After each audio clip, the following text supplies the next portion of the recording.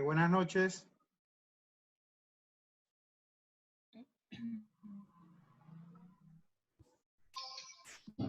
¿Me escuchan nuevamente? Buenas noches. Sí, señor. Listo, ok. Les voy a compartir una presentación que vamos a desarrollar en la clase de hoy. ¿Listo? Entonces me confirman si por favor la pueden observar. Bueno, señor. Sí, señor. Correcto. Listo, ok. En 5 minuticos empezamos, ¿vale? Bueno, profesor. Para darle tiempo a los demás compañeros.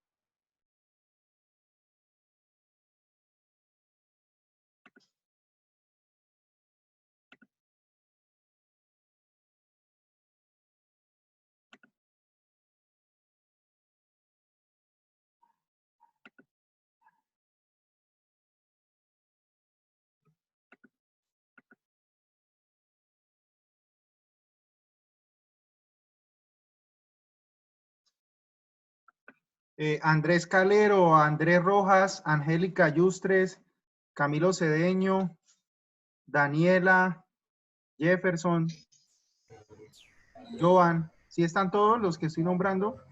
Sí, señor. Presentes. Aquí sigo. Es que ya he tenido profe, más sí. clases y dejan prendido el computador y salen y se van.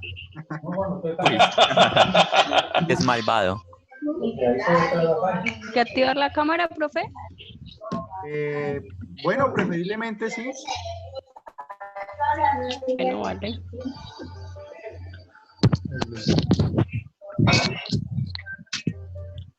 Profe, que esté oscura. Está sospechoso, está sospechoso. Comienza la cadena, mano. No digamos tanto de ser más hermano, no vamos a enfermar a nadie más.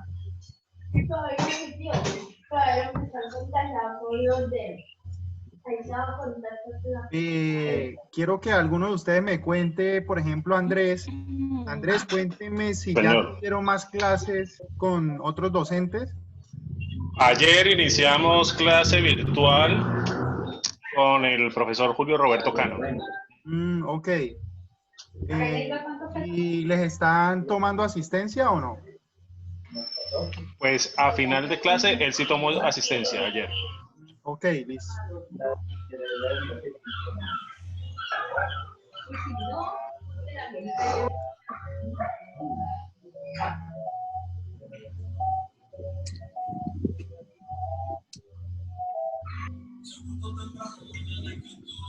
Hay alguien que está enrumbado por ahí, ¿no?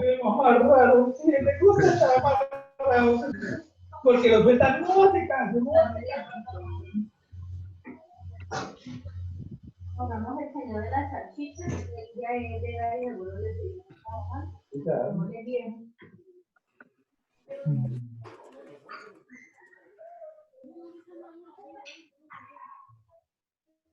¿Todos han podido ingresar al grupo de Facebook? Señor. Al grupo de Sí, WhatsApp. Sí, señor. señor. Sí, señor. Señor.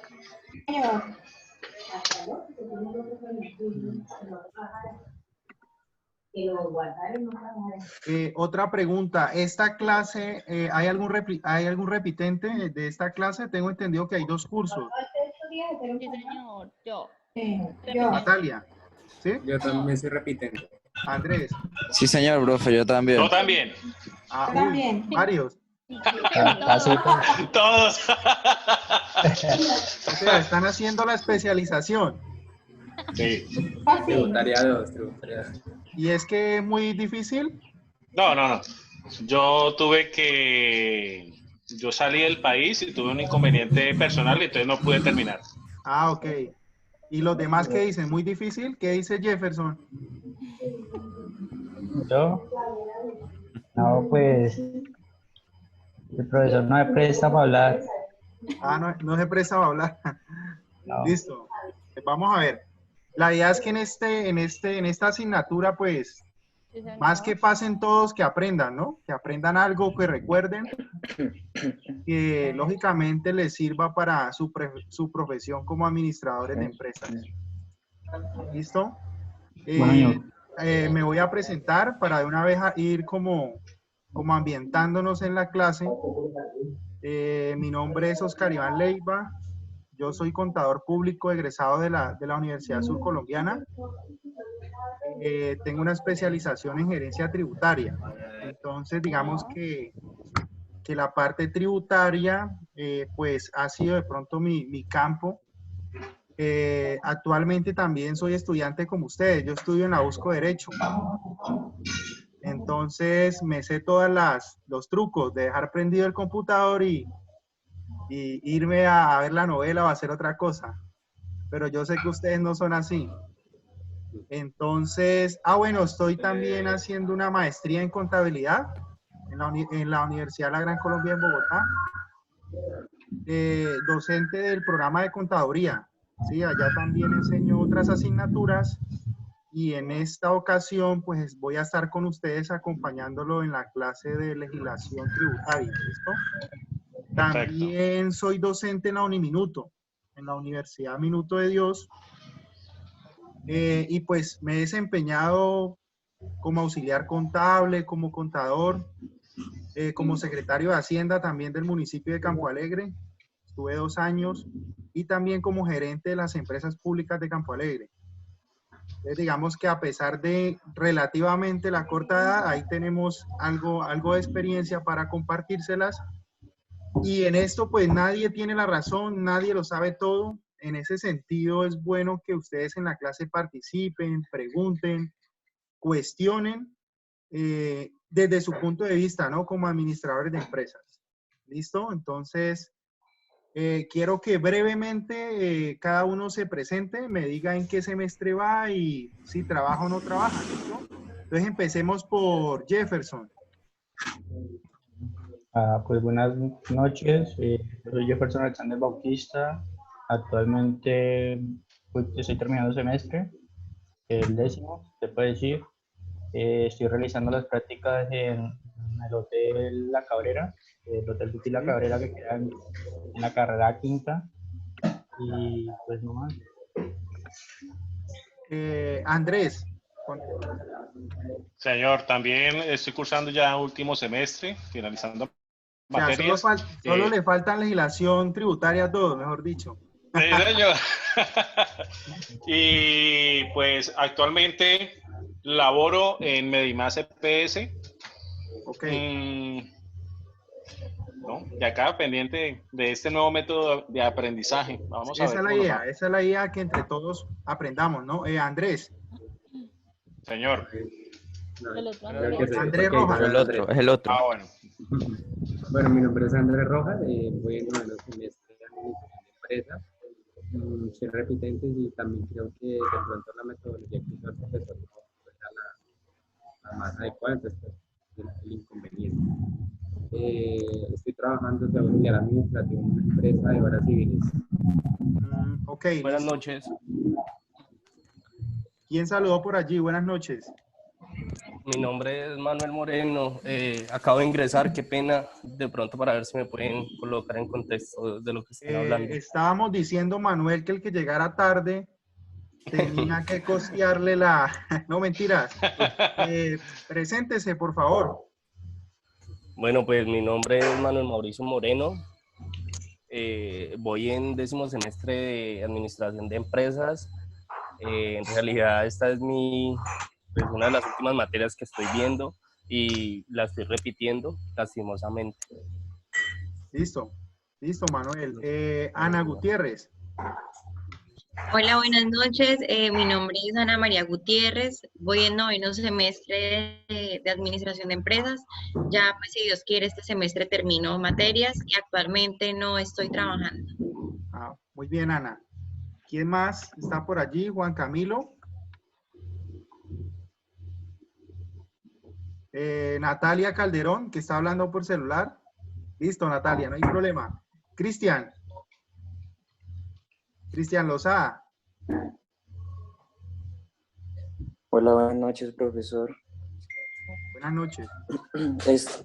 Mi nombre es Cristian Lozada, soy estudiante de Administración de Empresas. Voy en noveno semestre, repitiendo la materia. Y sí. Actualmente trabajo en la Cámara de Comercio. Ok.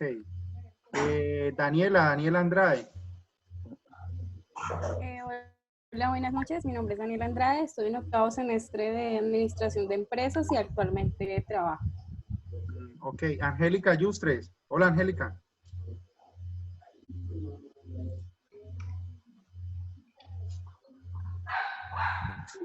¿Quién, profe? ¿Angélica Yustres? Sí, señora. Hola, buenas noches. Mi nombre es María Angélica Yustres. Estoy en séptimo semestre de Administración de Empresas. Es primera vez que veo legislación tributaria. Qué bueno. Tengo 23 años, soy de Iquira. ¿Y qué más? Eso, profe. Listo, Angélica. Muy bien. Natalia Calderón, ahora sí. Buenas noches, mi nombre es Natalia Calderón. Actualmente estoy en noveno semestre, estoy repitiendo la materia nuevamente y pues actualmente trabajo en Cámara de Comercio Neiva. Ok, listo. ¿Quién me falta por presentación o arrancamos? Yo, profe, María José Ballesteros. Listo, María. Hola, yo soy María José Ballesteros, voy en noveno semestre de Administración de Empresas y es la segunda vez que veo la materia y pues por el momento no estoy trabajando.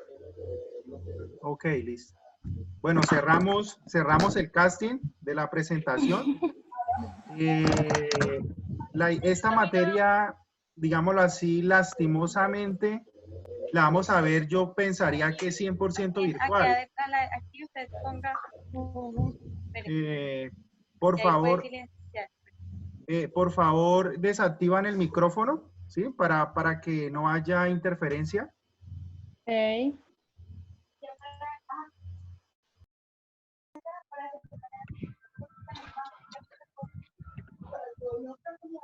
Listo. Entonces, en la medida en que tengan alguna duda, alguna pregunta, automáticamente prenden el micrófono o me la hacen, ¿listo? O si tienen alguna inquietud, también pueden alzar la mano o pueden escribir por el chat. Sí, allí hay un chat de discusión, de preguntas. ¿Quién está hablando por allí? Por favor, bueno, voy a intentar.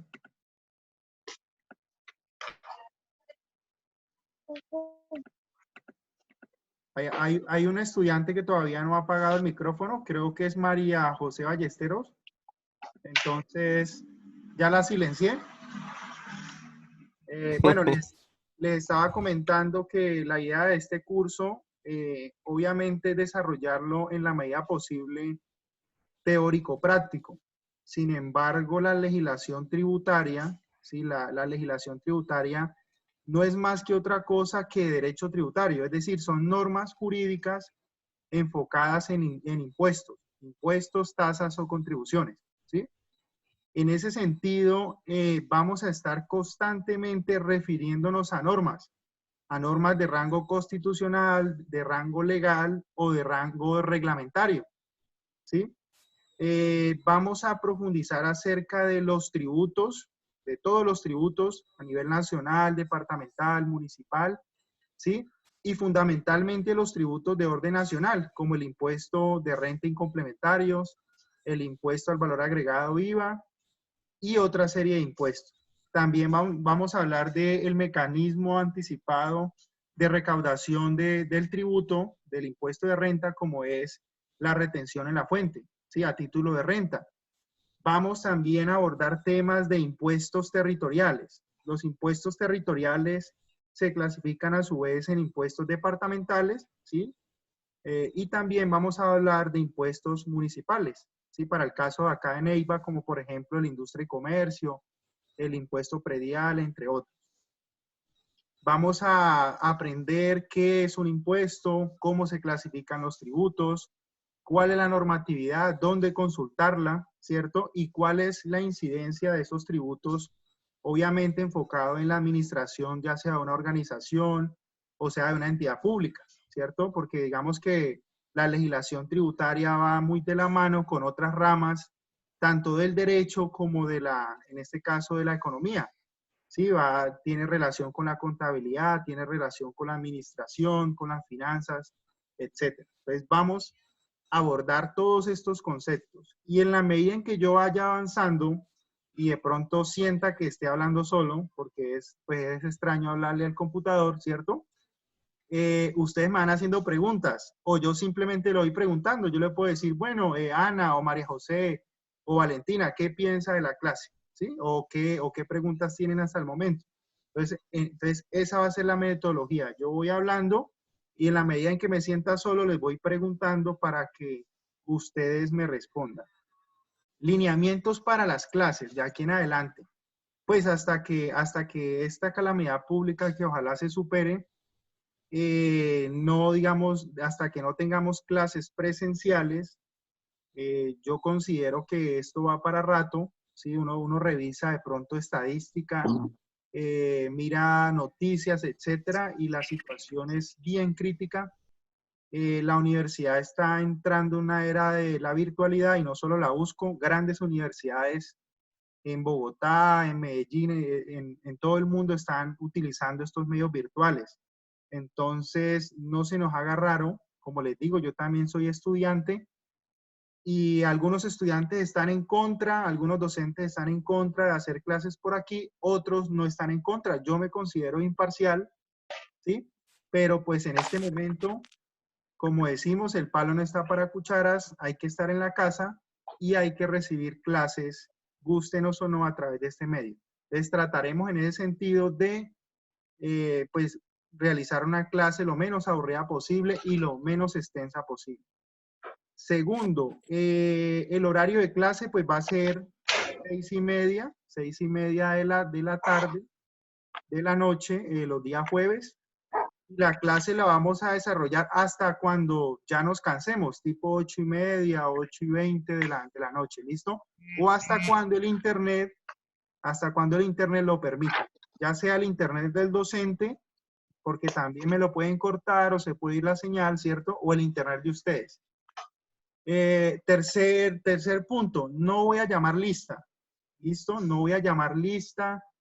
Las personas que en este momento están conectadas son porque están siendo responsables con su profesión y pues consideran a bien, digámoslo así, no atrasarse en la clase. Pero yo no voy a llamar lista, ¿por qué? Porque es un lineamiento de la Universidad Surcolombiana, no llamar lista. Cuarto, no se van a sacar notas hasta el momento. Es decir, yo no voy a calificar si le pregunto a alguien, a Juan Camilo, a María José o a alguien sobre un tema, yo no voy a sacar notas porque la universidad, en este caso, pues no permite hacerlo, ¿listo? Entonces no voy a ser intransigente con ustedes. ¿Tienen alguna duda, pregunta de las reglas de juego hasta el momento?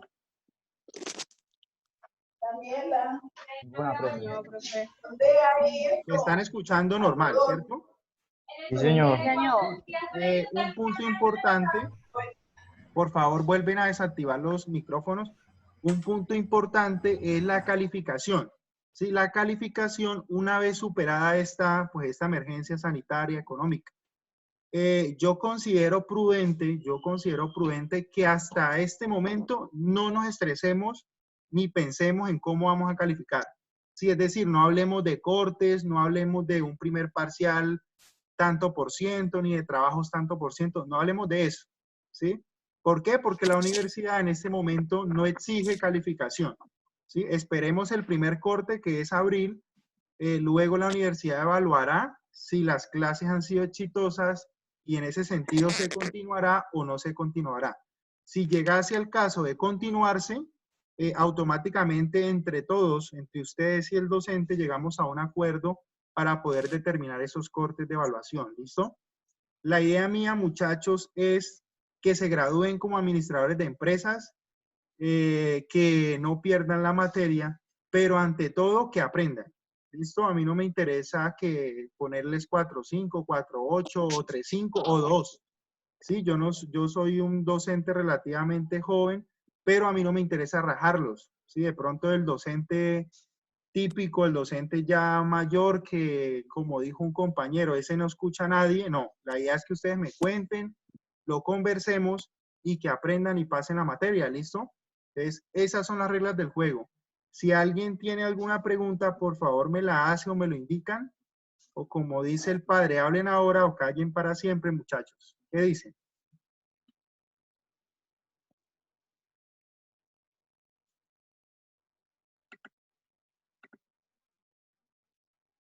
Listo, entonces, No, ya que profesor, no tenemos ninguna pregunta.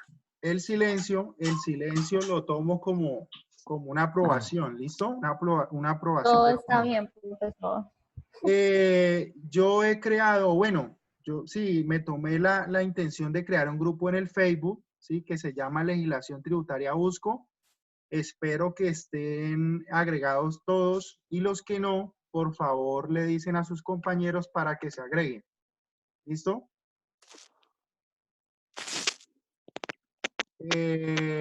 ¿Hay alguna persona que no me está escuchando? Sin embargo, tengo entendido que los demás sí me escuchan. Por favor, traten de acercarse lo máximo posible, pensaría yo, para que la persona que no me escucha pues lo haga, ¿listo?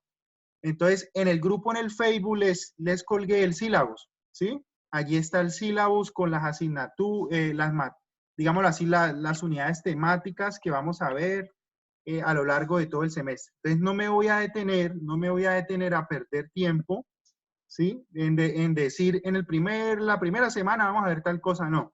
Vamos de una vez a arrancar con la temática de la clase. ¿Listo? Entonces, en ese sentido,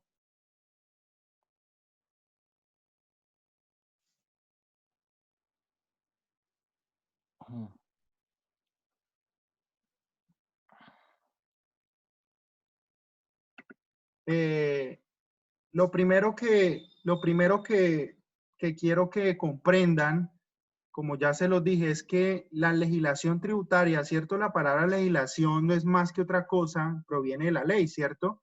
Es decir, de un conjunto de normas jurídicas que reglamentan una materia específica. Y esa materia específica se llama tributaria. La tributaria es una ciencia, sí, es una ciencia que es la encargada de ¿qué? Del estudio de todos los tributos.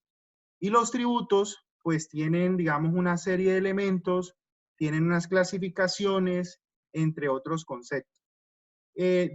Ubicación de la legislación tributaria. ¿Dónde podemos ubicar la legislación tributaria? Bajo el entendido que la legislación tributaria está inmersa dentro del concepto de derecho, ¿cierto?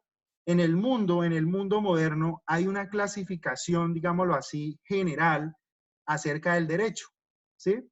El derecho es un conjunto de normas, un conjunto de reglas, ¿cierto? Que, digámoslo así, definen el comportamiento de una sociedad.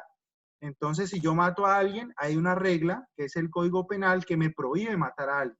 Pero si yo mato a alguien, pues automáticamente hay una consecuencia. ¿Cuál es la consecuencia? Irme para la cárcel o de ser sujeto de ¿qué? De privación de la libertad.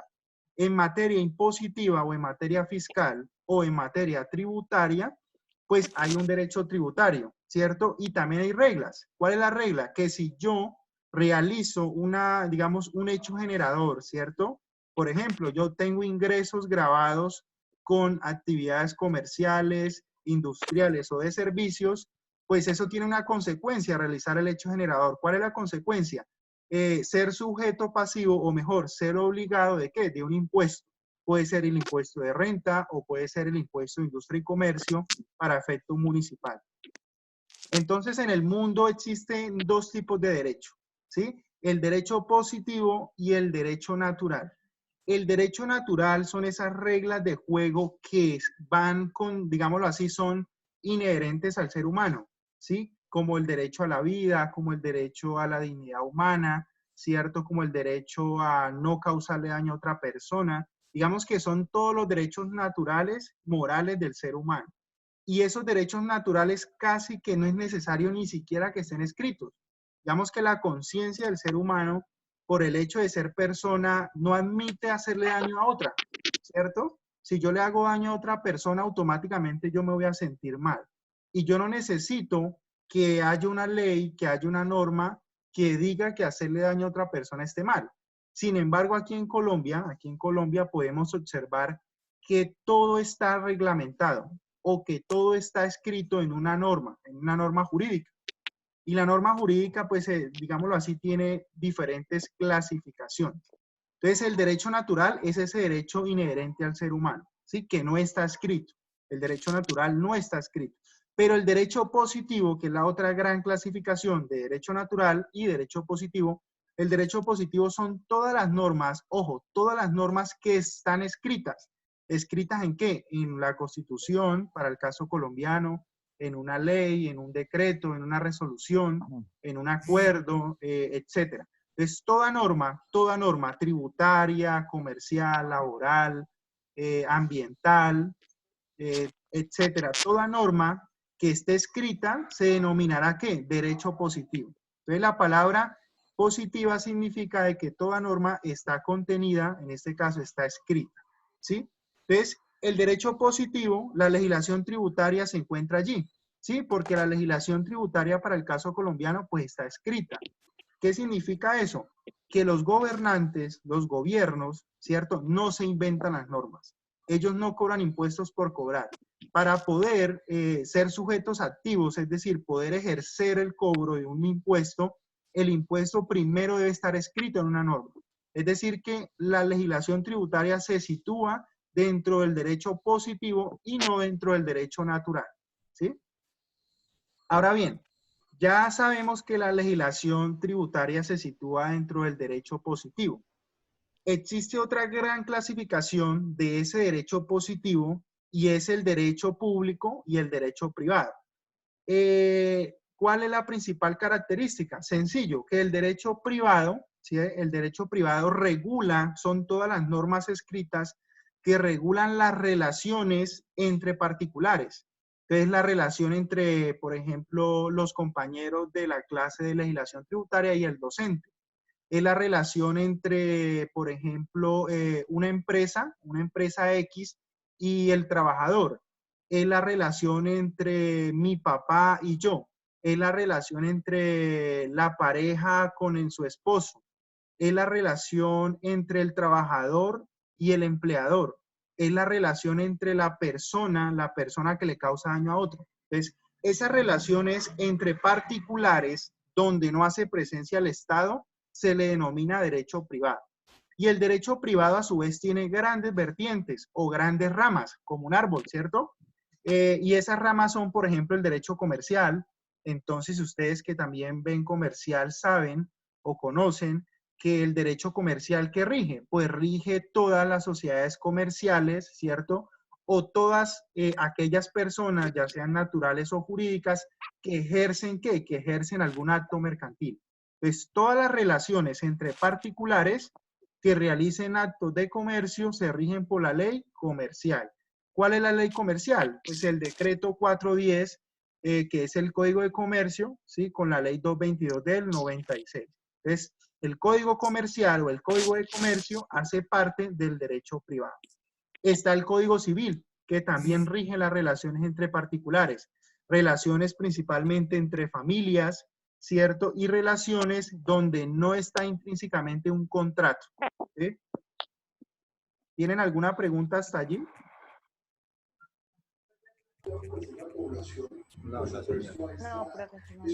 No, señor. Listo. ¿Y me están escuchando bien? Sí, señor. Listo. Sí, señor, perfecto. Cuando se aburran me avisan, ¿no? Listo. Entonces estamos hablando de la clasificación del derecho privado y vamos en la clasificación comercial. La otra clasificación que existe es la laboral, ¿cierto? Que es una relación entre particulares, principalmente entre quién, entre el trabajador, ¿sí? Es decir, nosotros y quién, el empleador, la empresa o el patrón, ¿cierto? Entonces, esa relación, recuerden que la relación laboral para que exista debe estar inmerso, ¿qué? deben estar inmersos 3 factores. 1, la prestación personal del servicio, que, ojo, no necesariamente tiene que ser personal, porque ahora con el coronavirus la prestación puede ser a través de ¿qué? De teletrabajo, ¿cierto? O a través de medios tecnológicos. La prestación personal del servicio, personal entre comillas, la remuneración, ¿sí? Y la subordinación. Entonces, mientras existan esos 3 elementos, que ustedes ya lo conocen, existe una relación laboral. Y la relación laboral se manifiesta a través de ¿qué? De un contrato de trabajo, ¿cierto? Y existen contratos de trabajo escritos, no escritos, verbales, no verbales, ¿cierto? A término fijo, a término indefinido, contratos de obra-labor, etc. Entonces, esas relaciones entre particulares se rigen ¿por qué? Por el Código Sustantivo del Trabajo, ¿sí? Por el Código Laboral. Entonces, la legislación tributaria, les hago una pregunta para que alguien me responda. ¿Quién es el sujeto activo de los tributos? O mejor, ¿quién es el encargado de ejercer el cobro de los tributos? ¿Quién me dice? El Estado. Secretaría de Hacienda. Sí, el Estado. La DIAN. Perfecto, el Estado, ¿cierto? Digamos que hablando en términos generales, el Estado es el sujeto activo, es decir, es el legitimado para cobrar un impuesto o un tributo en Colombia, ¿cierto? Y si el Estado, ojo, si el Estado es el que cobra los tributos o es el encargado de la legislación tributaria, se situará dentro de la órbita del derecho público, ¿sí? Y el derecho público trata de todas las relaciones entre el Estado y la sociedad. Es decir, la relación, yo, Oscar, con el, digamos, el municipio de Neiva, que el municipio de Neiva es una representación del Estado. Yo, Oscar, con la DIAN, que la DIAN es una representación del Estado. Yo, Oscar, con la gobernación del Huila. La gobernación del Huila es una representación del Estado, ¿cierto?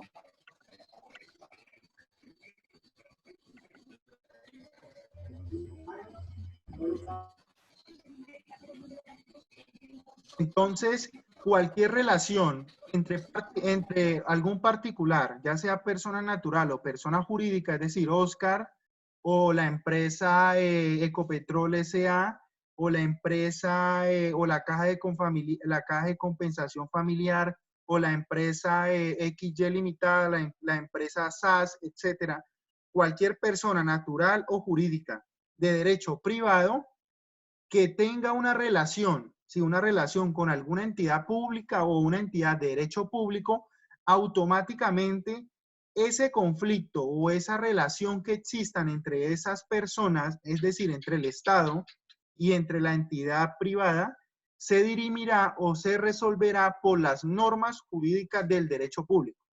Entonces, cuando hay una pelea o cuando hay un conflicto entre privados, lo resuelve el derecho privado.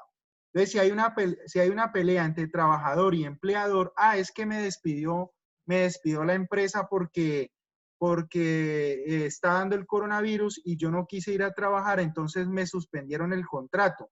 Eso es un conflicto entre privados, ¿sí? Digamos que es una empresa privada. Entonces, ¿quién lo resuelve? La legislación laboral, la ley laboral, el juez laboral, la justicia ordinaria. Pero es que yo era trabajador de la alcaldía o del municipio de Neiva y el municipio de Neiva me terminó mi contrato. Entonces, ¿quién resuelve eso? La jurisdicción contenciosa administrativa. Ojo con este concepto, la jurisdicción contenciosa administrativa, es decir, el derecho público. ¿Por qué? Porque hay un particular con una entidad del Estado. Entonces, cualquier pelea, cualquier relación entre un particular y una entidad del Estado la resuelve el derecho público. O la otra condición es que sean 2 entidades públicas. Entonces, también una pelea o una relación entre 2 entidades públicas la resuelve el derecho público. Entonces, Neiva, todos conocen la alcaldía de Neiva, ¿cierto? Todos conocen el edificio. Resulta que Worky, antes del coronavirus, quería comprar toda una manzana ya en el Moán, ¿sí? Allá en toda la circunvalar, creo que es que como yo no vivo acá en Neiva, pero allá cerca... Por el sector del Malecón. Eso, por el sector de Malecón. Entonces, Worky quería comprar toda una cuadra para construir la alcaldía, el edificio de la alcaldía.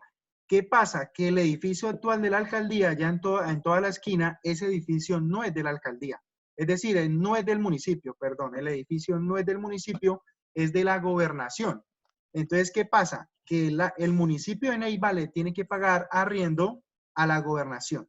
¿Sí? Entonces, esa relación que hay entre la gobernación y la alcaldía, en un caso tal que llegasen a tener un problema, ¿quién lo resuelve? La justicia contenciosa administrativa, es decir, el derecho público. Lo resuelve el derecho público. ¿Listo? Entonces, la legislación tributaria, ustedes me acaban de decir que quien tiene la facultad legítima de cobrar, ¿sí? De cobrar tributos, de establecer los tributos, ¿es quién? El Estado. El Estado representado, ya lo vamos a ver más adelante, en algunas entidades públicas, ¿cierto? Y como es entre el Estado y yo que soy contribuyente, ¿cierto? Yo pago el impuesto de renta, yo pago el IVA. La relación entre el Estado y una empresa privada, la relación entre el Estado y otra empresa pública.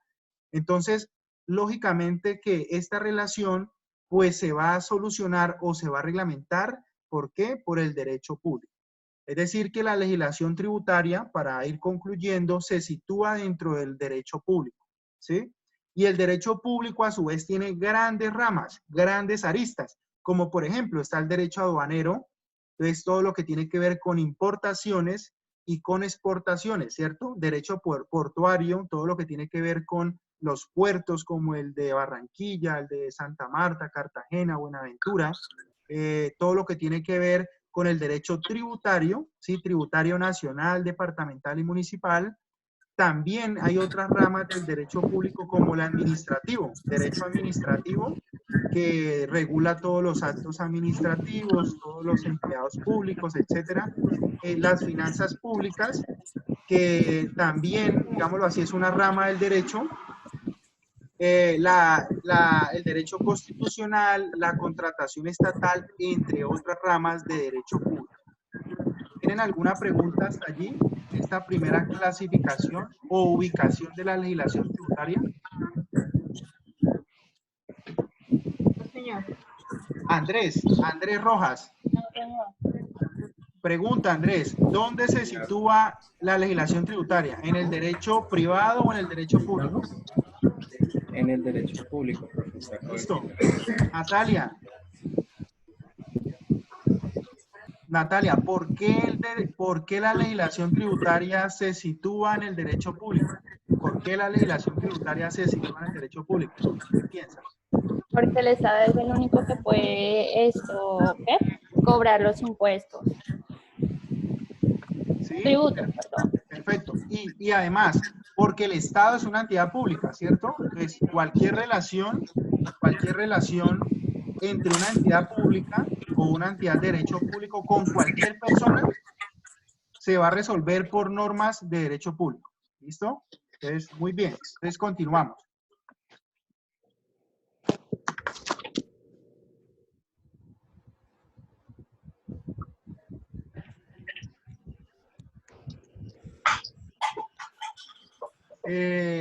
Ya hemos hablado, sin embargo, es bueno resaltarlo, la relación que tiene la legislación tributaria con otras ramas del derecho. Y la relación que tiene la legislación tributaria, digámoslo así, tiene relación con ramas del derecho público y con ramas del derecho privado. Entonces, empecemos.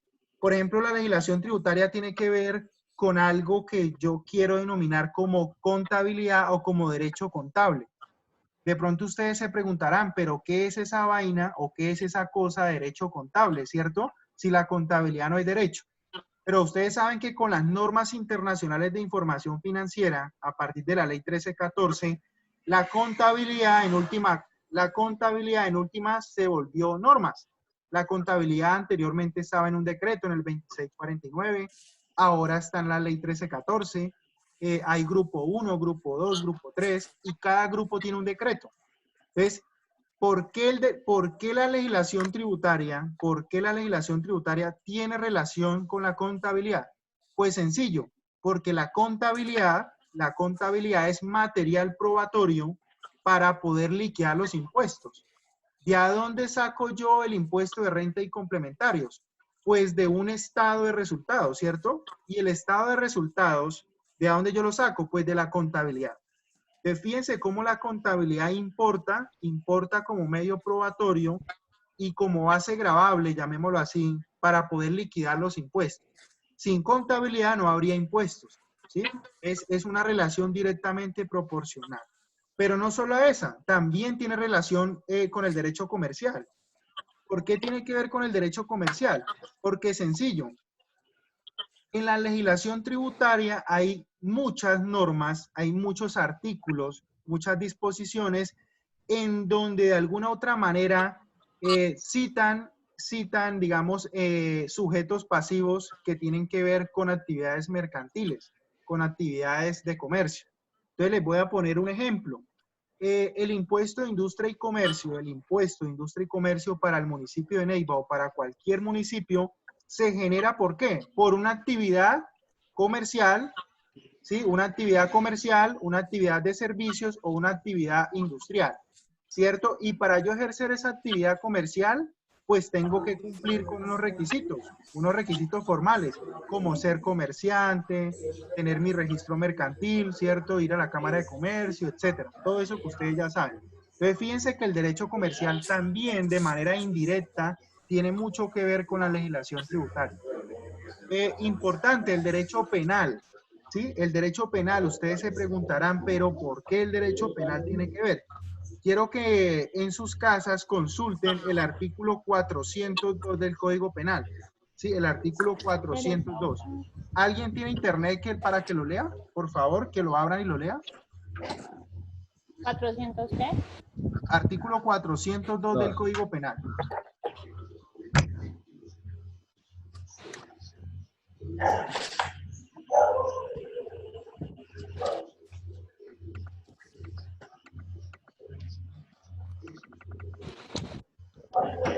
Omisión del agente retenedor o recaudador. Más fuerte, porfa, más fuerte.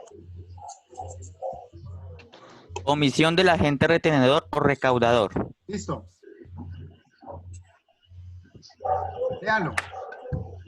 El agente retenedor o autorretenedor que no consigne las sumas retenidas o autorretenidas por concepto de retención en la fuente dentro de los 2 meses siguientes a la fecha fijada por el Gobierno Nacional para la presentación y pago de la respectiva declaración de retención en la fuente, o quien está encargado de recaudar tasas o contribuciones públicas, las consigne dentro del término legal, incurrirá en prisión de 48 a 108 meses y una multa equivalente al doble de lo no consignado sin que supere al equivalente de 1.020.000 VT. Listo. Entonces, fíjense cómo una norma que está en dónde. Yo les comenté, es una norma del derecho penal, ¿cierto? Es decir, es una norma del derecho privado. Sí, el Código Penal regula relaciones privadas. Entonces, como una norma del derecho privado, un artículo del Código Penal, de alguna otra manera me está diciendo a mí que si yo no consigno las retenciones en la fuente que recaudé, si yo no las consigno, automáticamente puedo ser sujeto ¿de qué? De privación de la libertad, es decir, de cárcel. Me voy para Rivera, ¿sí? Para allí, para Rivera, ¿sí? Entonces, fíjense cómo también el derecho penal, que es un derecho privado, indirectamente toca la legislación tributaria. Entonces, la responsabilidad de los administradores, ojo, porque esto no recae sobre el contador, no. La contabilidad y el pago de tributos está en cabeza de la administración y a su vez está en cabeza del representante legal, ¿cierto? Ustedes saben que en una persona jurídica, esa persona que no existe, que es ficticia, quien responde es el representante legal, es decir, la administración, en últimas palabras. ¿Sí? Entonces, ojo con ese articulito que eventualmente, si no consignan la plata, retienen impuestos, tributos, tasas y no la consignan, pueden verse incluidos en un tipo penal que los puede conllevar ¿a qué? A un descanso allí en River High o en La Picota. ¿Sí? Entonces, ojo con eso. Obviamente también tiene muchas relaciones, simplemente acá coloqué algunas, con lo civil, comercial, laboral, entre otras. Pero también tiene relación con algunas líneas que he colocado en la parte izquierda como con la economía, ¿no? Existe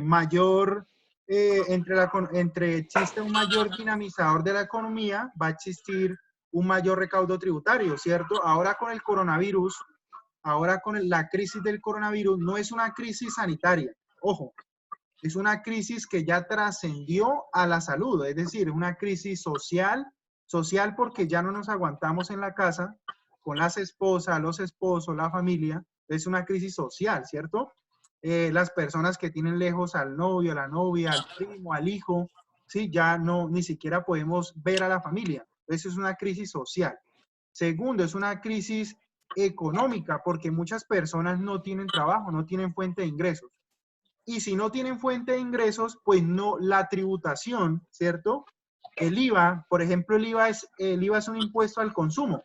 Entonces, ¿cómo se genera IVA? Cuando yo voy a la tienda, yo voy a CP Company, Arturo Calle, a ELA, no sé, a Estudio F y compro una blusa, compro un pantalón. En ese pantalón yo estoy pagando un IVA, ¿cierto? Entonces es un impuesto al consumo que hace el ser humano. Entonces, si no tengo fuente de ingresos, pues no voy a tener consumo. Y si no tengo consumo, pues no voy a tributar o el Estado no va a recaudar mucho impuesto. Entonces, la tributación tiene que ver directamente con la economía. Cómo se comporte la economía, así mismo se comportarán los tributos. Tiene que ver con las finanzas, tiene que ver con la administración, desde luego, con el deber de ciudadano, ¿no? Recuerden que ya lo vamos a ver, por allí la Constitución Política del 91 nos obliga además a contribuir. O sea, no es que si queremos pagar, no, nos obliga a contribuir, ¿sí? Con la igualdad, la equidad, el desarrollo, con la política, con la sociedad, con el Estado, territorio, etc. ¿Listo? ¿Tienen alguna pregunta hasta allí de la relación de la legislación tributaria con otras ramas y otros elementos?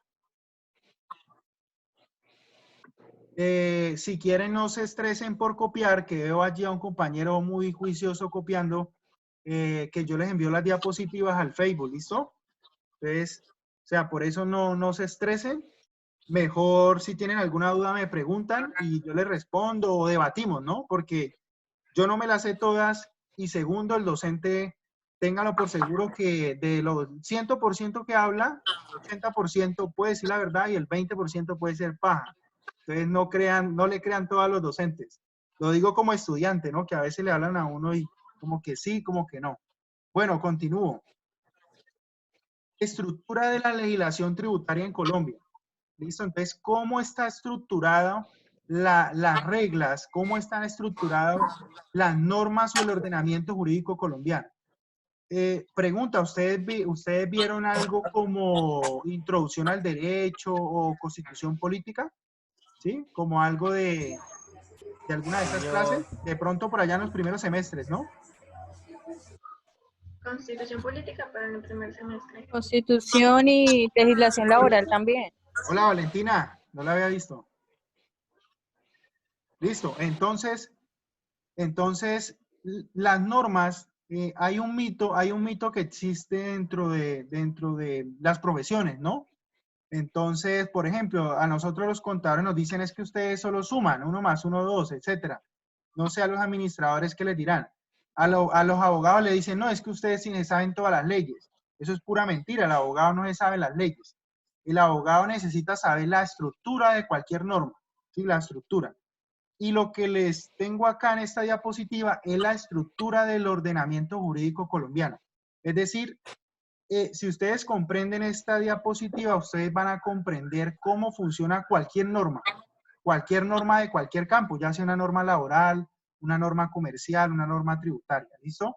Entonces, nuestro sistema, nuestro ordenamiento jurídico colombiano tiene una estructura, ¿sí? En la casa de nosotros siempre va a haber una estructura, ¿cierto? En algunas casas manda la esposa, o el esposo, o el papá o la mamá, ¿cierto?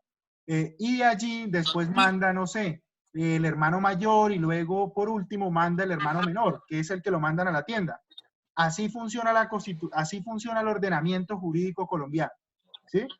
Entonces, el ordenamiento jurídico colombiano tiene una máxima cabeza, es decir, tiene unas normas de mayor jerarquía, unas normas de mayor cumplimiento, que todo colombiano, ojo, toda persona que esté en Colombia, que esté en el Estado colombiano, tiene que acatar. No es que si quiere, no, es que tiene que atacar. tiene que acatar esas normas. Y esas normas, porque son varias, se le llaman bloque de constitucionalidad.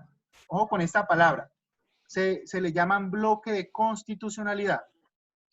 ¿Qué es el bloque de constitucionalidad? Son las normas jurídicas de mayor jerarquía. ¿Sí? Y esas normas jurídicas de mayor jerarquía en Colombia, ¿cuáles son? Primero, la Constitución Política del año 1991, que es la norma, lo que nos enseñaron en la clase de sociales de por allá de la secundaria, de la primaria, que la Constitución Política es la Carta Magna y es la norma de normas. Pues sí, la Constitución Política es la misma carta, es la norma de normas, y allí en esa Constitución están las reglas de juego. Así como en la casa la regla de juego es, bueno, hasta las 10 de la noche sale, hasta, no sé, hoy no vamos a desayunar, solo vamos a almorzar, etc. La Constitución dice cómo vamos a estar organizados, ¿sí? ¿Cuántas ramas del poder público existen? La Constitución dice qué régimen político y régimen social y económico vamos a tener. ¿Qué régimen político? Aquí somos democráticos, ¿sí? Democráticos, es decir, cualquier persona puede hacerse elegir y puede elegir a otra persona, ¿sí? Económico, aquí somos neoliberales, es decir, acá se protege la libertad de competencia, se protege la libertad de economía. Religiosos, aquí no somos católicos ni somos cristianos. A pesar de que en la realidad, digamos, seamos un poco inclinados por el catolicismo, por el cristianismo, pero si ustedes leen la Constitución Política, Colombia es un Estado laico, ¿sí? ¿Qué significa que Colombia sea un Estado laico? Que usted verá si cree en la vaca, usted verá si cree en el perro. De culto. Perfecto, libertad de culto. Usted verá en qué creen, una piedra. Por allá en Bucaramanga había un man, creó una iglesia que adoraban al diablo, ¿sí? Y pues él verá si adora al diablo. Entonces, Colombia es un Estado laico. En la Constitución Política es la norma de normas y es la norma que, digamos, tiene mayor jerarquía en el caso colombiano. Pero no solo la Constitución Política, también existen tratados internacionales, ojo, tratados internacionales que se hacen con organizaciones internacionales, con países, tratados como el de Ginebra, tratados de derechos humanos, ¿sí? Con la ONU, etcétera. Todos esos tratados internacionales también hacen parte del bloque de constitucionalidad, es decir, tienen la misma jerarquía y la misma fuerza de la Constitución Política de Colombia. También cuando, digámoslo así, en ocasiones hay artículos de la Constitución Política que son demandados ante la justicia. Esos artículos se demandan ante digámoslo así, la Corte Máxima, que se llama la Corte Constitucional. La Corte Constitucional lo que hace es resolver esas demandas sobre esos artículos de la Constitución. Entonces, la Corte Constitucional dice dos cosas. Uno, la Constitución está bien, o dos, la Constitución no está bien. Entonces, las sentencias que emiten los jueces de la Corte Constitucional, que se le denomina, entre otras cosas, jurisprudencia, esa jurisprudencia, esas sentencias, también constituyen bloque de constitucionalidad y son de obligatorio cumplimiento. Entonces, en ese pico de la pirámide tenemos las normas de mayor jerarquía. ¿Listo? Más abajo, más abajito, ¿sí? Más abajo tenemos las leyes, ¿sí? ¿Qué son las leyes? Las leyes como, por ejemplo, la ley tributaria. ¿Alguien sabe cuál es la reciente ley tributaria que aprobaron el año anterior? La crecimiento. ¿Sí? ¿Qué número es? ¿O qué ley es? No recuerdo. Listo, la ley 2010 del 2019. Sí, ley 2010 del 2019. Ojo porque han habido digamos, la primera norma de la historia reciente del Estatuto Tributario Nacional es el Decreto 624 del año 89. Decreto Ley 624 del año 1989. Y de ahí hacia acá han habido más de 10 reformas tributarias. Las últimas, por ejemplo, tenemos la Ley 1819 del 2016, la 1943 del 2019 que fue declarada, ojo, mira, aquí les pongo un ejemplo, la ley de financiamiento, ¿sí? La ley de financiamiento de Duque, ¿sí? Se fue, la aprobó el Congreso, pero la Corte Constitucional la declaró inexequible. Es decir, la Corte dijo, no señor, esa ley no vale, no sirve. Entonces, el gobierno volvió y presentó otro proyecto de ley y salió la ley 2010 del 2019, que es la ley que acaba de nombrar el compañero. ¿Sí? Y esa ley es la última que modificó y adicionó algunos artículos a algo que se llama el Estatuto Tributario. El Estatuto Tributario es un conjunto de normas.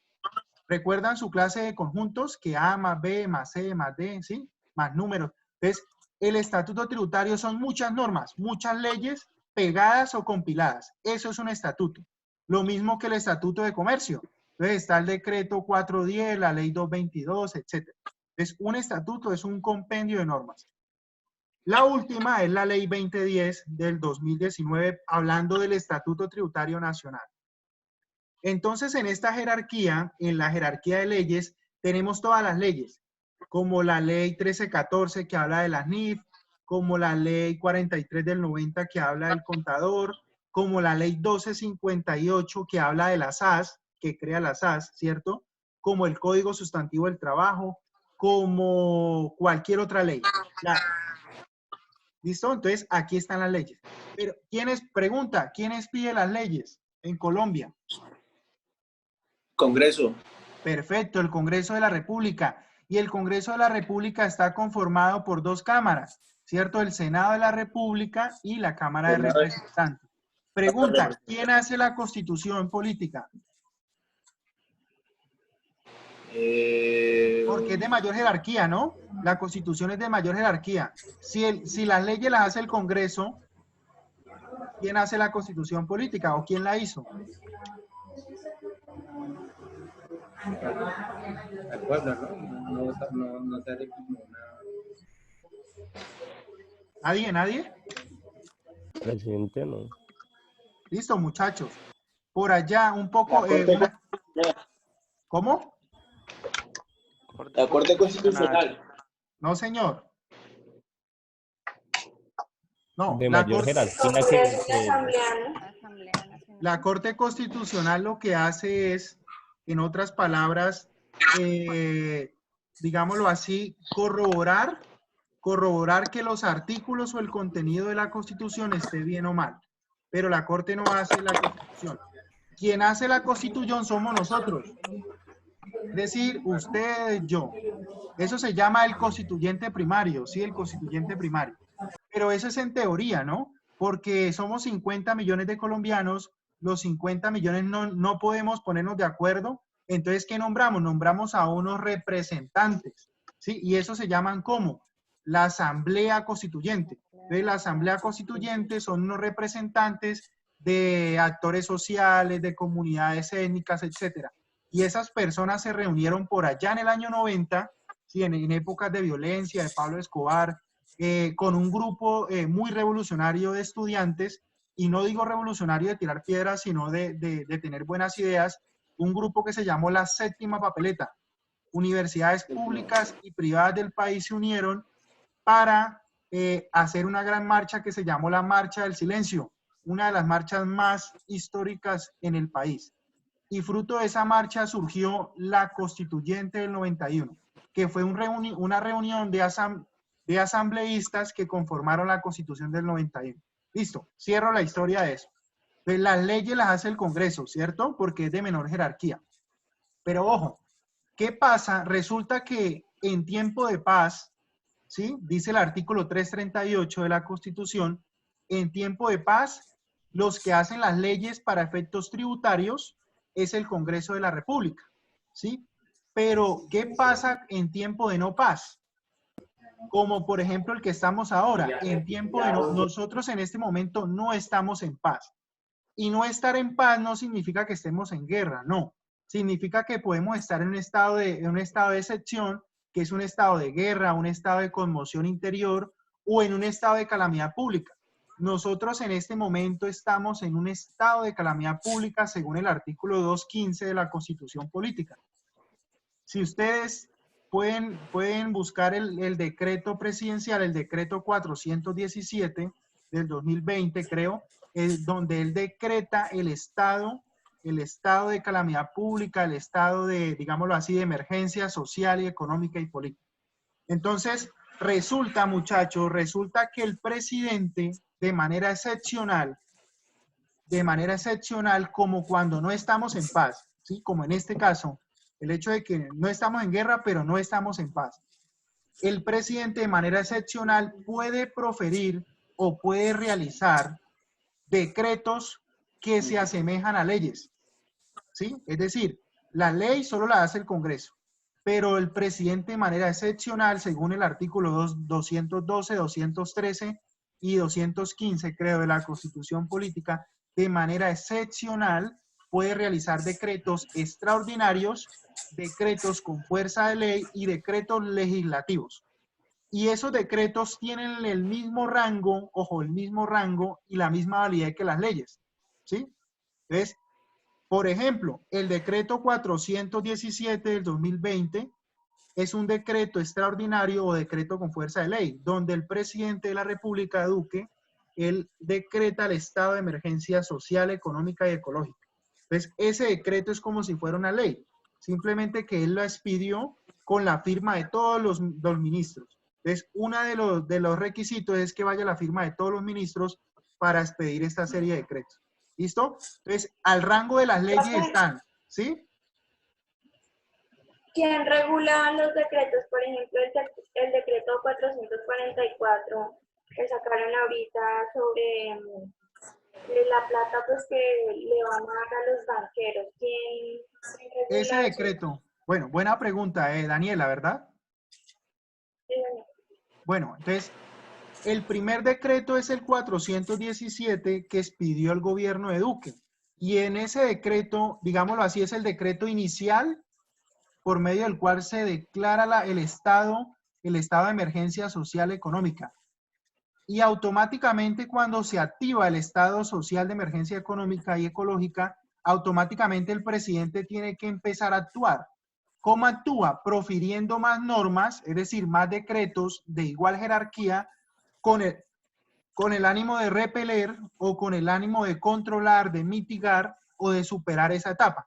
Entonces, expidió el decreto 444, ¿verdad?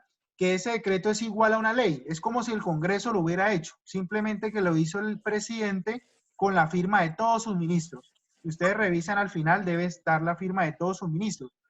Y ese decreto es un decreto extraordinario, porque estamos en un estado extraordinario, y ese decreto automáticamente rige, ¿sí? Y hay que darle obligatorio cumplimiento. ¿Qué pasa? Que automáticamente, digamos, hoy el presidente firmó el decreto, automáticamente se activa la rama ¿qué? La rama de la justicia, ¿sí? Automáticamente la rama de la justicia, ese decreto va a revisión, ¿a quién? A la Corte Constitucional, ¿sí? Va a la Corte Constitucional y la Corte Constitucional revisa automáticamente si el decreto está conforme a qué, conforme a la Constitución. Entonces, digamos que el presidente en este momento, él está ejecutando el decreto 444, pero si la Corte Constitucional mañana o pasó mañana o en una semana lo revisa y cree que ese decreto viola algún artículo de la Constitución, automáticamente lo declarará inexequible, tal cual como pasó con la reforma tributaria, la ley 1943, que en su momento estaba vigente y la declararon inexequible.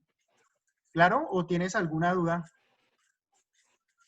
Sí, profe, digamos, yo he visto que muchas veces se oponen a tomar esa medida, ¿no? O bueno, no se oponen, no les parece bien.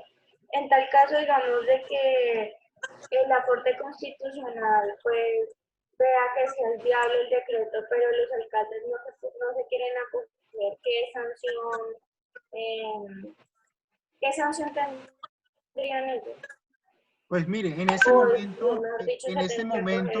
momento nosotros estamos bajo el mando del presidente de la República, ¿sí? En este momento, a través del decreto 417, todo lo que tiene que ver con el estado social, económico y ecológico, o sea, todo lo que tiene que ver con esa emergencia, estamos sujetos a lo que la presidencia diga.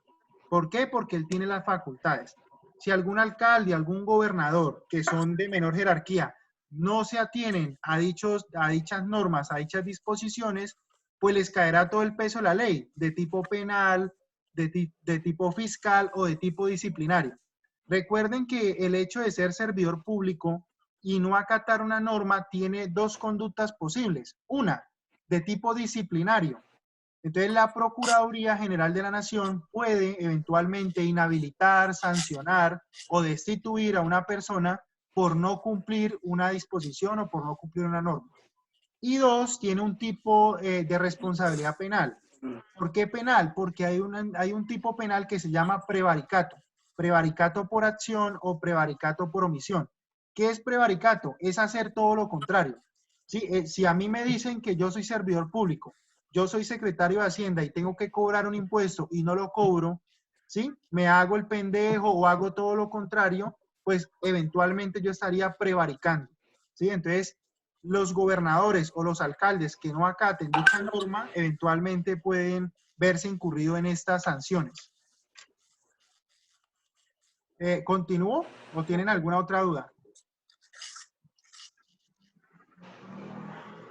Listo, entonces más abajo, entonces ojo que dentro de la estructura de las leyes, ¿sí? Que puede ser, ya hablamos de la ley tributaria, que es la ley 2010, entonces allí está la ley, ¿cierto? Puede ser la ley comercial, puede ser la ley laboral, cualquier ley está allí, en ese segundo rango está la ley. Y más abajo de esa ley, más abajo están ¿qué? Los decretos reglamentarios, ¿sí? Porque ustedes bien saben que en ocasiones la ley se queda corta. La ley no dice que es un sujeto activo, la ley no dice que es un sujeto pasivo, la ley no dice cuándo hay que declarar renta, ¿cierto? La ley no dice, digámoslo así, conceptos teóricos de la base gravable. La ley se queda corta y en ese sentido lo que hace la ley es facultar ¿a quién? Al gobierno ya sea nacional, departamental o municipal, ¿para qué? Para que reglamente la ley. Entonces, los decretos reglamentarios que expide el presidente, que expide los ministros, o los que expide el gobernador o el alcalde, pues lo que van a hacer es reglamentar la ley, pero nunca en la vida la van a complementar, solo la van a reglamentar. Les voy a poner un ejemplo en materia de pronto contable. Resulta que en el año, la ley 43 del 90, es la ley del contador, ley 43 del 90, ahí dice que es el contador, etcétera. Pero después salió el decreto reglamentario 2649 que habla de los principios de contabilidad generalmente aceptados. Entonces, otro ejemplo, la ley 1314 que habla de las NIF, de las normas internacionales de información financiera. Entonces, la ley no dice que es un activo, la ley no dice que es un pasivo, que es el patrimonio, la ley no dice nada de eso. Entonces, posteriormente salió el decreto para grupo 1, el decreto para grupo 2, el decreto para grupo 3, ¿sí?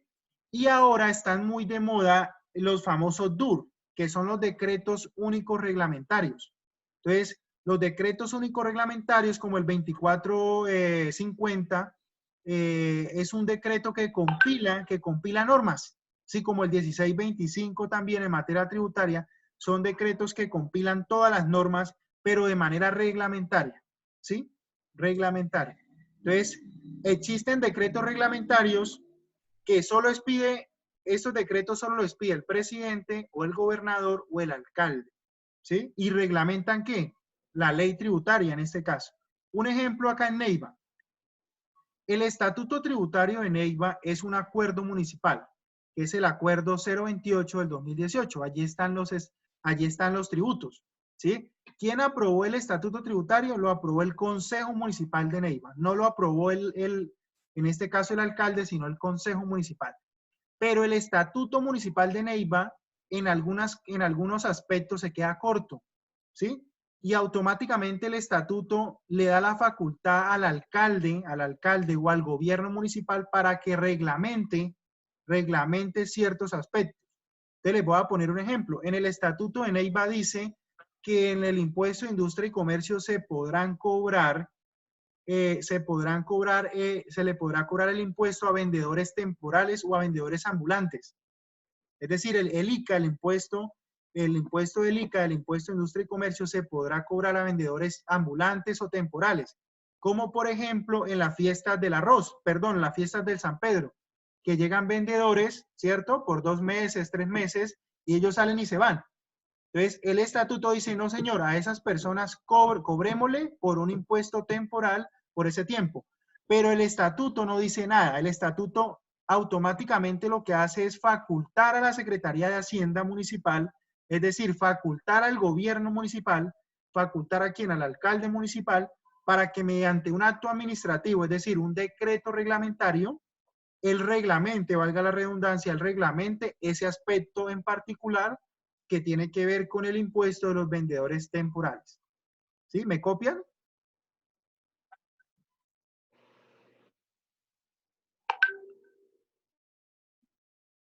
Listo. Entonces, allí, los decretos reglamentarios siempre, no se les olvide esto, siempre los va a pedir ¿quién? Los va a pedir el presidente, los va a pedir el gobernador o el alcalde. Los decretos reglamentarios que expida el presidente, pues aplicarán para todo el territorio colombiano, ¿sí? Los decretos reglamentarios que pida el gobernador, pues aplicarán solo para el departamento del Huila.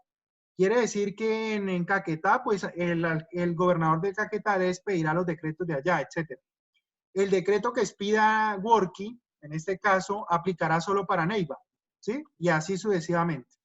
Pero ojo, esos decretos reglamentarios no crean leyes, no crean impuestos, no crean nada. Reglamentan los impuestos, reglamentan las leyes. Entonces, otro ejemplo, pues que no tiene que ver en materia tributaria. Hoy el alcalde de Neiva, Worky, creo que sacó un pico y placa, ¿no? Por cédula. Ya para poder mercar hay una cédula. ¿Eso qué es? Es un decreto. ¿Y qué está haciendo Worky? Reglamentando, ojo, reglamentando el decreto nacional, que es como si fuera la ley, ¿cierto? El decreto 417, que es donde establecieron el estado de emergencia social, económica y ecológica. Entonces Worky reglamentó y Worky dijo, bueno, cédulas que terminan en 1, 2, salen tal día, etcétera, ¿sí? Pero otro alcalde, y no sé, el alcalde de Villavieja, Teruel, otro alcalde, se puede inventar otra metodología. Otro alcalde podrá decir, de 6 de la mañana a 9 de la mañana van a salir las personas que se llamen Andrés, que se llamen Cristian, que se llamen Daniela, Ana, etcétera, ¿sí? De 10 de la mañana a 12 van a salir otras personas y así. Entonces, cada alcalde se inventa su manera, en este caso, de reglamentar, ¿sí? Esos son los decretos reglamentarios que solo los expide ¿quién? El Poder Ejecutivo, es decir, el presidente, el gobernador o el municipio. Ese es el Poder Ejecutivo. Más abajo, y más abajo, ¿sí? Más abajo están las resoluciones circulares y reglamentos, ¿sí? Entonces, Profe, una pregunta. Sí, pregunta. En el caso de que algún decreto lo expida el gobernador del Huila, ¿sí? Pero uno de los alcaldes dentro del departamento no quiera seguir ese lineamiento de ese decreto, ¿el alcalde de ese municipio puede variarlo, cambiarlo? Buena pregunta. Pasa lo mismo que con el presidencial. Buena pregunta. ¿Por qué es importante esa estructura? Porque de aquí en adelante, muchachos, no se asusten cuando una circular, ojo, cuando una circular les impone algo, ¿sí? Porque es que a veces las personas no diferencian entre una circular, una resolución, un decreto o una ley o la Constitución. Entonces, siempre lo que Valentina está proponiendo se llama antinomia.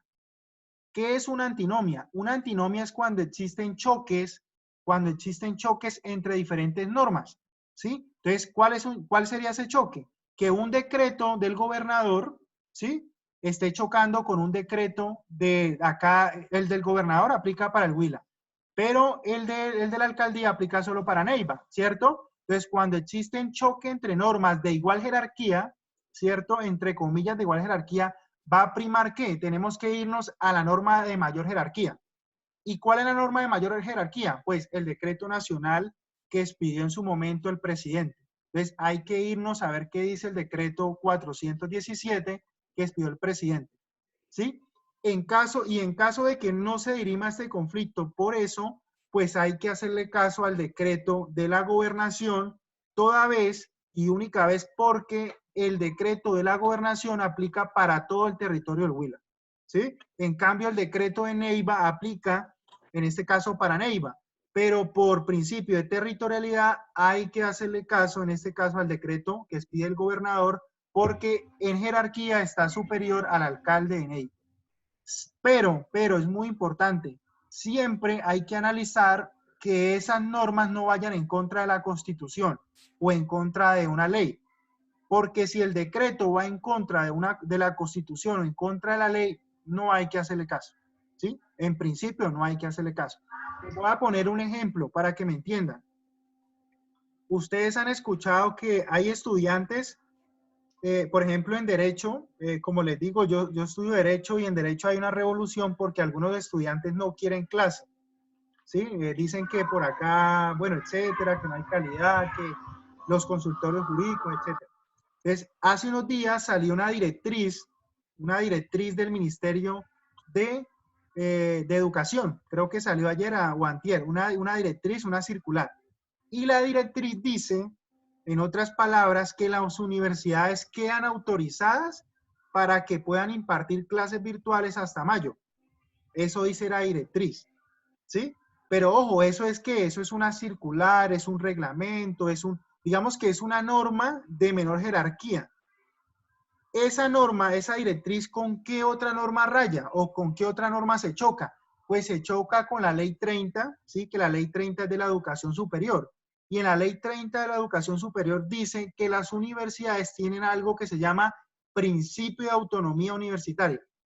Entonces, si bien es cierto, la circular está exhortando a las universidades públicas y privadas para que den clase, cada universidad es autónoma de decidir si continúa dando clases virtualmente o suspende el semestre. ¿Sí? A pesar de que la circular exhorte a las universidades a hacerlo, pero por la Ley 30, una norma de mayor jerarquía, ¿cierto? Estamos hablando de una ley comparada a una circular, entonces nos vamos por lo que dice la ley. Entonces, el Consejo Superior de la Universidad no puede decir, ¿sí? No puede, de aquí en adelante, el Consejo Superior de la Universidad no puede decir, es que nosotros tenemos que hacerle caso a una circular del Ministerio de Educación, ¿sí? No puede, entonces, ustedes ya saben, después de esta clase, que existe una norma de mayor jerarquía, que es la Ley 30, ¿sí? Y que esa ley aplica para todas las universidades, toda la educación, y esa ley privilegia el principio de la autonomía universitaria. Y bajo ese principio es potestad de cada universidad definir si continúa o no en clase. Entonces, que no venga una circular a pasar por encima de la ley. Es como en la casa, que no venga el hijo menor a pasar por encima del papá. ¿Listo? Entonces, esa es la estructura de las normas, de cualquier norma, ¿sí? De cualquier norma, ¿sí? ¿Tienen alguna pregunta hasta allí?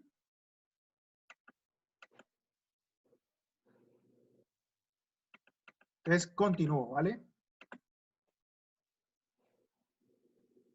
Entonces, vamos a hablar de los fundamentos constitucionales. Ojo, porque estamos de lo general a lo particular, ¿listo? Entonces, nos estamos ya metiendo acá en una camisa de 11 varas porque vamos a empezar a hablar.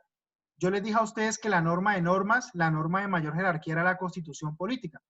Entonces vamos a empezar a hablar de qué normas de la Constitución, es decir, qué artículos me hablan a mí o me refieren a mí sobre los tributos, ¿cierto? Porque si los tributos tienen una ley, que es la ley 2010, entre otras leyes, pues debe haber algún artículo, debe haber alguna norma dentro de la Constitución política que me faculte al Congreso para haber hecho una ley, ¿sí? Entonces, fundamentos constitucionales de la tributación en Colombia. Lo primero que hay que decir es que Colombia es un Estado social de derecho. ¿Y qué significa que Colombia sea un Estado social? Entonces, primero, Estado. Los elementos del Estado, pues que debe haber una población, ¿cierto? Todos los ciudadanos colombianos, las personas que nacimos acá en esta tierra.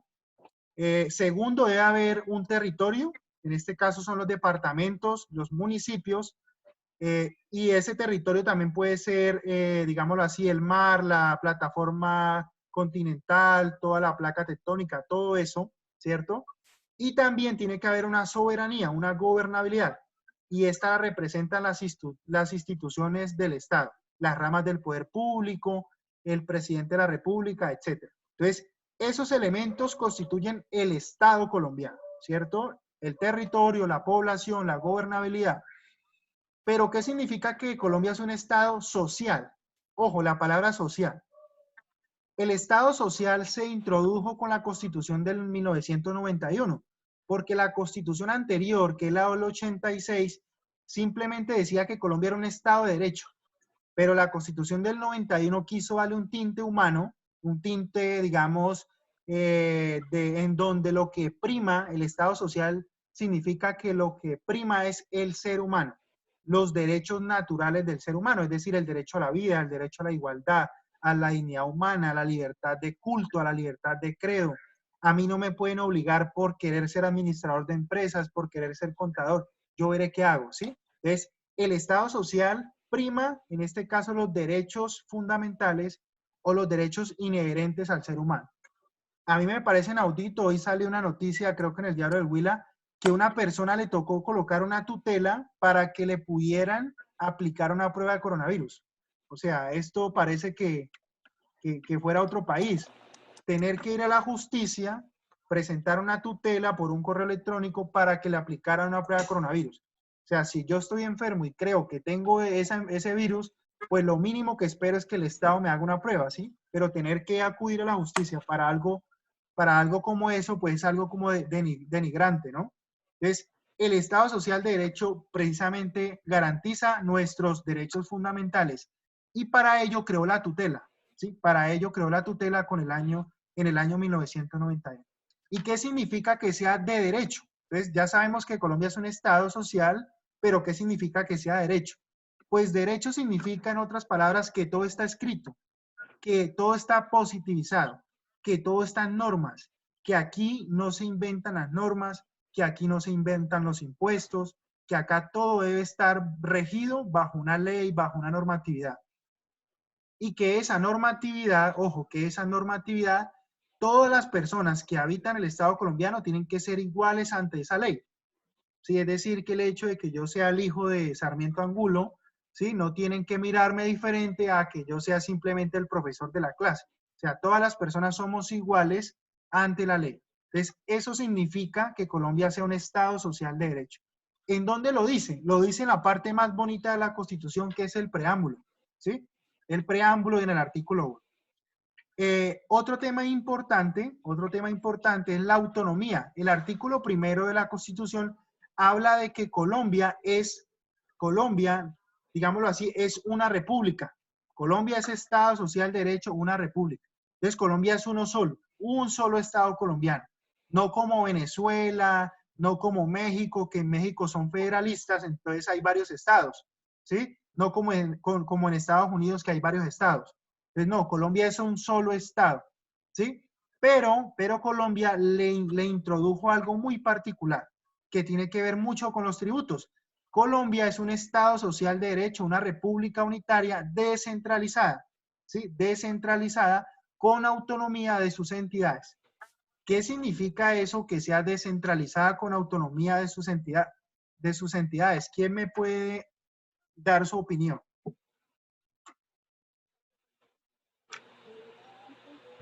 Pues puede ser que algunas empresas públicas, por ejemplo la electrificadora de Huila, pueda cumplir su función o realizar sus funciones sin que netamente el Estado intervenga en ello.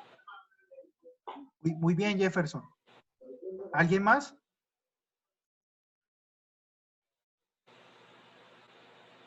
Digamos que el ejemplo que colocó Jefferson es un ejemplo innato de descentralización al máximo, ¿no? Porque la descentralización primaria, llamémoslo así, está en cabeza ¿de qué?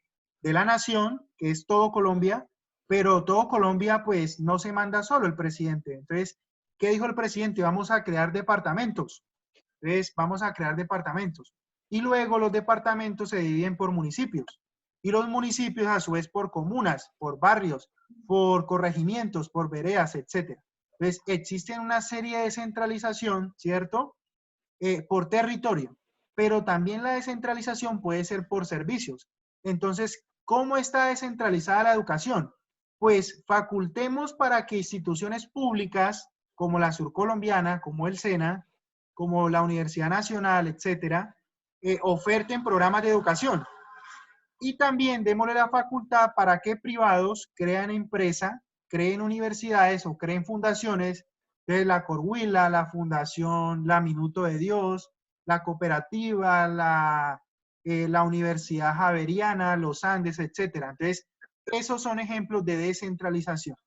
Pero hablando de la descentralización pública, pues son todas las entidades, son todas las personas jurídicas que tienen autonomía, es decir, tienen presupuesto público, tienen sus propios gerentes, tienen sus propios representantes legales y tienen sus propias, digámoslo así, estatutos, reglamentos internos, y ellos se van a encargar de que de ejecutar una actividad determinada, en este caso que el Estado le asigne.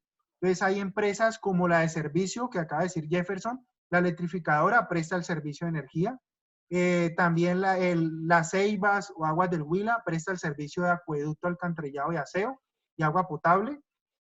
La educación, están las universidades públicas, los colegios públicos, la salud, están las ESE, ¿cierto? Las empresas sociales del Estado, las EPS públicas, aunque ya se acabó Caprecon, lo acabaron, las IPS públicas, que son las entidades prestadoras de salud, ¿cierto? Y las instituciones también que prestan este servicio. Y hay todo un andamiaje de descentralización, ya sea por servicios o por territorio, ¿cierto? Están las empresas comerciales industriales del Estado, como Ecopetrol, ¿cierto? Nuestra empresa más rentable, diría yo, en el sector público o en el sector mixto a nivel de Colombia. Las cajas de compensación familiar tienen una mixtura, tienen, digamos, un capital netamente público, pero también ejercen el comercio privado. Entonces, hay toda una descentralización. Entonces, en materia de impuestos, ¿cómo se manifiesta la descentralización? Pues a nivel nacional van a haber unos tributos nacionales, ¿cierto? Y a nivel departamental van a haber unos tributos departamentales y a nivel municipal van a haber unos tributos municipales. Entonces, eso tiene que ver, todo eso que acabamos de analizar, lo dice el artículo 1 de la Constitución, ¿sí? Posteriormente tenemos el artículo 95 en el numeral 9, y es un artículo muy bonito porque habla del deber que yo tengo como ciudadano de contribuir, ¿sí? Entonces, el deber tributario, es decir, ¿por qué yo tengo que pagar impuesto a pesar de que yo eche madrazos, de que yo no quiera pagar, de que yo evada IVA, ¿cierto? ¿O por qué? Pero es que el gobierno, ¿por qué lo hace? ¿Por qué no? Nosotros mismos, cuando creamos la Constitución del 91, dejamos un numeral, el numeral 9 del artículo 95, en donde quedó como deber contribuir al financiamiento de los gastos e inversiones del Estado, pero dentro de conceptos de justicia y equidad. Es decir, tampoco es que yo tenga que pagar, mejor dicho, el impuesto que el gobierno quiera, no. Debe someterse a un análisis de rigurosidad acerca de justicia y de equidad. ¿Listo? Entonces, en ese artículo en la Constitución dice que yo debo pagar, así que debo contribuir. Allí está consignado. Pregunta, ¿quién crea los tributos en Colombia? Abro la discusión.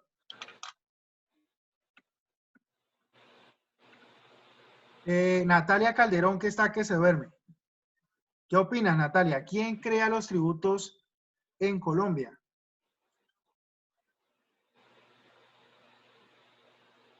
¿El gobierno? El gobierno, no.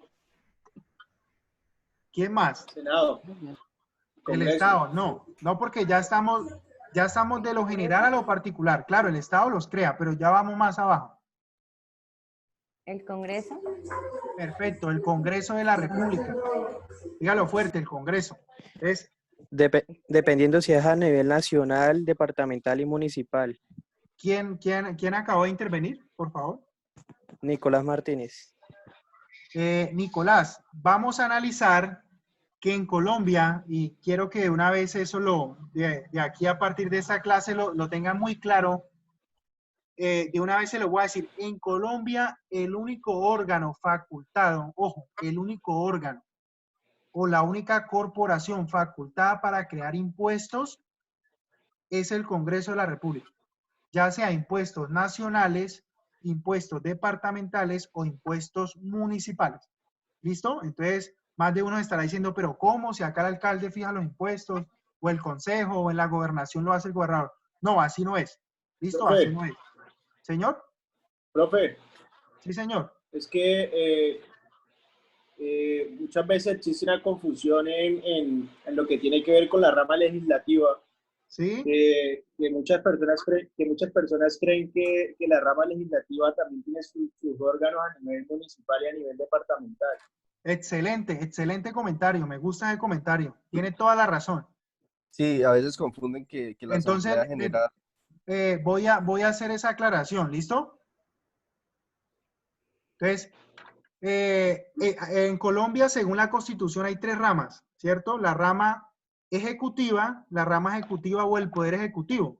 El Poder Ejecutivo está en cabeza ¿de quién? A nivel nacional está en cabeza del presidente de la República y todos sus ministros, ministro de Hacienda, ministro de Vías, ministro de Educación, ministro de Salud, etc.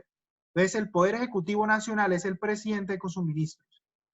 A nivel departamental, el Poder Ejecutivo está representado ¿por quién? Por el gobernador. Por el gobernador y quién, y sus secretarios de despacho. Secretario de Gobierno, secretario de Hacienda, de Infraestructura, de Planeación, etcétera, ¿sí? Y a nivel municipal o a nivel distrital, ojo porque hay distritos, ¿no? Como Bogotá, aunque Bogotá es particular, pero distrito de Cartagena, creo, bueno, todos los distritos que hay en Colombia, creo que son 5 o 6. Entonces, a nivel distrital o municipal, como Neiva, Campo Alegre, Garzón, La Plata, etcétera, el poder ejecutivo está en cabeza del alcalde municipal y sus secretarios de despacho. Entonces, el alcalde Worky con su secretario de Hacienda municipal, con su secretario de Salud municipal, que es una mujer secretaria, con su, no sé, secretario de Planeación, secretario de Educación, etc. ¿Listo? Es el, digámoslo así, la clasificación de la rama ejecutiva. ¿Sí? Vamos a hablar de la rama judicial, ¿sí? De pronto a manera digamos, de conocimiento general. La rama judicial está relacionada con los jueces, ¿sí? La rama judicial está relacionada con los jueces. Y las ramas judiciales son de tipo, la rama judicial está conformada por 3 grandes jueces. 1, la jurisdicción constitucional, ojo, la jurisdicción constitucional, que la máxima corte es la Corte Constitucional, ¿sí? Su nombre lo indica, la Corte Constitucional de la Jurisdicción Constitucional. La otra es la jurisdicción ordinaria, ¿sí? Y la máxima corte de la jurisdicción ordinaria es la Corte Suprema de Justicia, ¿sí? Y la otra jurisdicción es la jurisdicción contencioso administrativa, que es la que nos interesa en la clase. Entonces, la jurisdicción contenciosa administrativa, la máxima corte es el Consejo de Estado, ¿sí? Entonces, la rama judicial, que es donde están los jueces, allá, juez municipal, juez del circuito, juez del tribunal, ¿sí? Magistrado del tribunal o magistrado superior de una corte, ¿sí? Todos esos jueces, ellos se encargan de solucionar nuestros problemas. Entonces, cuando yo mato a alguien, me voy para la justicia ordinaria penal. Cuando despido a alguien, me voy para la justicia ordinaria laboral. Cuando yo no reconozco a mi hijo o a mi hija, me voy para la justicia ordinaria civil, familiar. Cuando yo no pago impuestos o tengo un problema con la DIAN o con la Secretaría de Hacienda, me voy para la justicia contenciosa administrativa, porque recuerden bien que es el Estado con el particular. Entonces, para la contenciosa administrativa me voy, en este caso, ya sea para un juez del tribunal o un juez circuito o para el Consejo de Estado. ¿Listo? Entonces, esos son los jueces. Los jueces, dejémoslos quietos, son los que solucionan nuestros problemas. Me voy para la rama legislativa. Ojo, ya les dije que la rama ejecutiva tiene descentralización, ¿cierto? Presidente, gobernador, alcalde. La justicia tiene descentralización. La alta corte, los tribunales y los juzgados municipales. Pero la rama legislativa, ojo, la rama legislativa, como la clase social, es la que hace las leyes. ¿Quién hace las leyes? El Congreso de la República, ¿cierto? La rama legislativa es la única rama que no tiene descentralización. Es una sola rama. ¿Y la rama legislativa dónde está? En Bogotá, allá en el Parque Las Palomas, allá en el parque principal. Allá está el Congreso de la República, ¿cierto? Allí está el Senado y la Cámara de Representantes, ¿sí? Profe, Y ellos, entonces, ¿sí? ¿dónde entraría el consejo?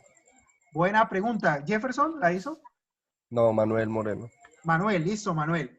Entonces, para allá voy. La rama legislativa solo está representada por el Congreso, Senado y Cámara. Es decir, que ellos son los únicos facultados por la Constitución para hacer leyes.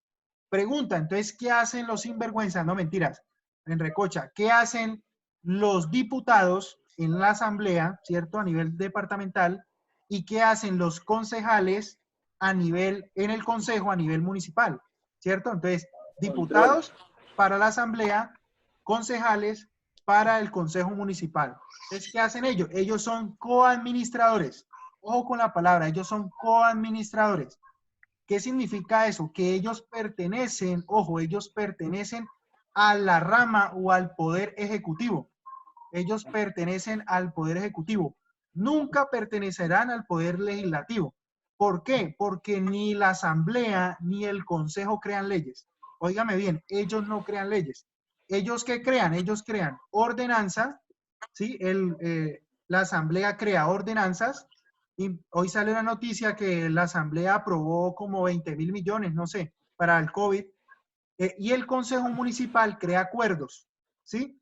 Pero lo que crea el Consejo y lo que crea la Asamblea no son leyes, es decir, no son disposiciones nuevas. Lo que hacen ellos son reglamentar la ley, ¿sí? Es decir, el Consejo solo reglamenta ley. La Asamblea solo reglamenta ley. Entonces, en materia tributaria, ¿cómo funciona? En materia tributaria funciona de la siguiente manera. Para que exista un impuesto municipal, como el impuesto de ICA, el impuesto de industria y comercio, obligatoriamente primero tuvo que existir una ley creada ¿por quién? Por el Congreso de la República. Entonces, tuvo que haber existido una ley nacional que creara el impuesto de industria y comercio para todo el territorio colombiano, ¿sí? Pero ¿qué pasa? Que en la ley, ojo, en la ley, automáticamente facultan ¿a quién? A los consejos municipales para que reglamenten, ojo la palabra, reglamentar, ¿sí? Para que reglamenten a través de un acuerdo municipal ese impuesto. Entonces les voy a poner un ejemplo. En Neiva el ICA, el industria y comercio para una actividad comercial, puede ser el 5 por mil, el 6 por mil. Pero en Garzón puede ser el 2 por mil. En Rivera puede ser el 8 por mil. En Pitalito el 3 por mil. ¿Qué significa eso? Que cada consejo municipal, de acuerdo a las características socioeconómicas de su territorio, reglamentó mediante acuerdo ese impuesto pues para ese territorio. Pero no significa eso nunca que ese consejo creó el impuesto, no. ¿Quién lo creó? Lo creó la ley. Sí, lo creó la ley.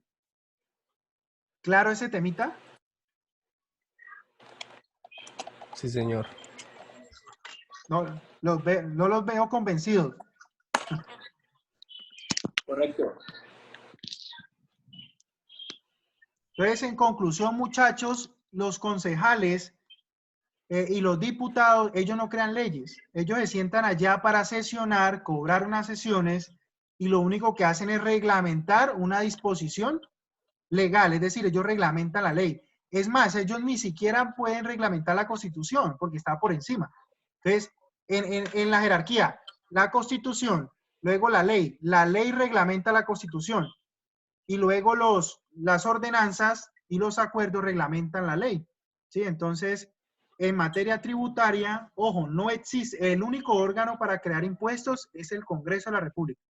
No los consejos ni las asambleas pueden crear impuestos. ¿Dónde está eso que les estoy comentando? Artículo 338 de la Constitución Política. ¿Alguien lo puede leer, por favor? Artículo 338 de la Constitución Política.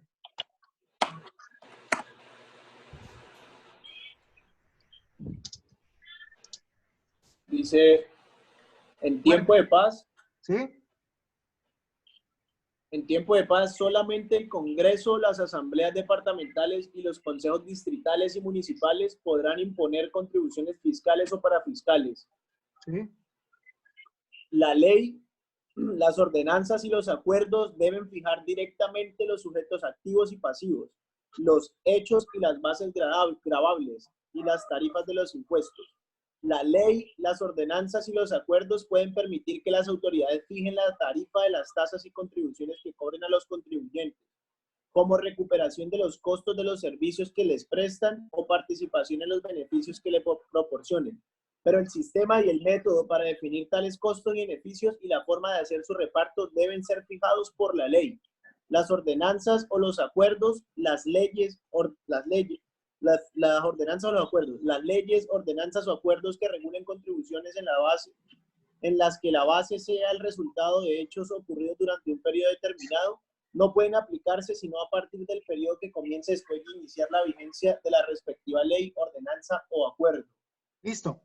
Si escuchando aquí al compañero, cierto que la Constitución da a entender que la ley, la ordenanza y el acuerdo pueden crear impuestos, ¿cierto que sí? O sea, que no solo el Congreso, sino que también la Asamblea y los consejos pueden crear impuestos. Entonces, esta pregunta que nos estamos haciendo es una pregunta que ya ha sido debatida y ha sido demandada ¿ante quién? Ante la Corte Constitucional. Y la Corte Constitucional se ha pronunciado en sentencia diciendo, o mejor, aclarando, que el único órgano facultado para crear impuestos en tiempo de paz, ojo, en tiempo de paz, es el Congreso de la República, pero que a través, bajo el principio de la autonomía, ojo, a través del principio de la autonomía de las entidades descentralizadas, le corresponde a las gobernaciones y a las alcaldías, o mejor, le corresponde a las asambleas y a los consejos municipales reglamentar los impuestos. Ojo, solo reglamentar. Entonces, como complemento, yo les buscaré la sentencia para que le peguen una ojeada donde corrobora lo que les estoy comentando. ¿Listo? Entonces, desde hoy quiero que sepan eso, que solo el Congreso es el encargado de crear leyes en tiempo de paz. Entonces, para allá viene otro debate. Entonces, yo les dije hace un rato que en este momento estamos en paz, ¿o no? No. No estamos en paz, ¿cierto? Obviamente no estamos en guerra, pero no estamos en paz. ¿Qué pasa que no estemos? Y dice el 338, pero en tiempo de paz. ¿Y qué pasa en tiempo de no paz? Pues en tiempo de no paz, automáticamente y de manera excepcional, se activan las facultades extraordinarias que tiene el presidente de la República. Y esas facultades extraordinarias que tiene el presidente de la República le dan pie para que él eventualmente, todavía no lo ha hecho, esperemos que no, pueda crear impuestos. ¿Sí? Entonces, en tiempo de paz, la regla general, el Congreso crea leyes crea impuestos a través de leyes. Pero de manera excepcional, cuando hay una guerra, cuando hay una crisis o una enfermedad como ahora, de manera excepcional, nuestro sistema presidencial automáticamente se activa y el presidente eventualmente puede crear tributos. Hoy en día no lo ha hecho, pero ya el presidente ha tomado decisiones tributarias, como por ejemplo, ha aplazado el calendario, ¿cierto? Ha extendido el calendario para declarar y pagar renta, el impuesto de renta. Algunos bienes de IVA quedaron exentos. Ha facultado, ojo, ha facultado a los alcaldes y a los gobernadores para que automáticamente rebajen tributos, ¿sí? Y en este caso Neiva ya lo hizo, Worky ya extendió el plazo para pagar el impuesto predial.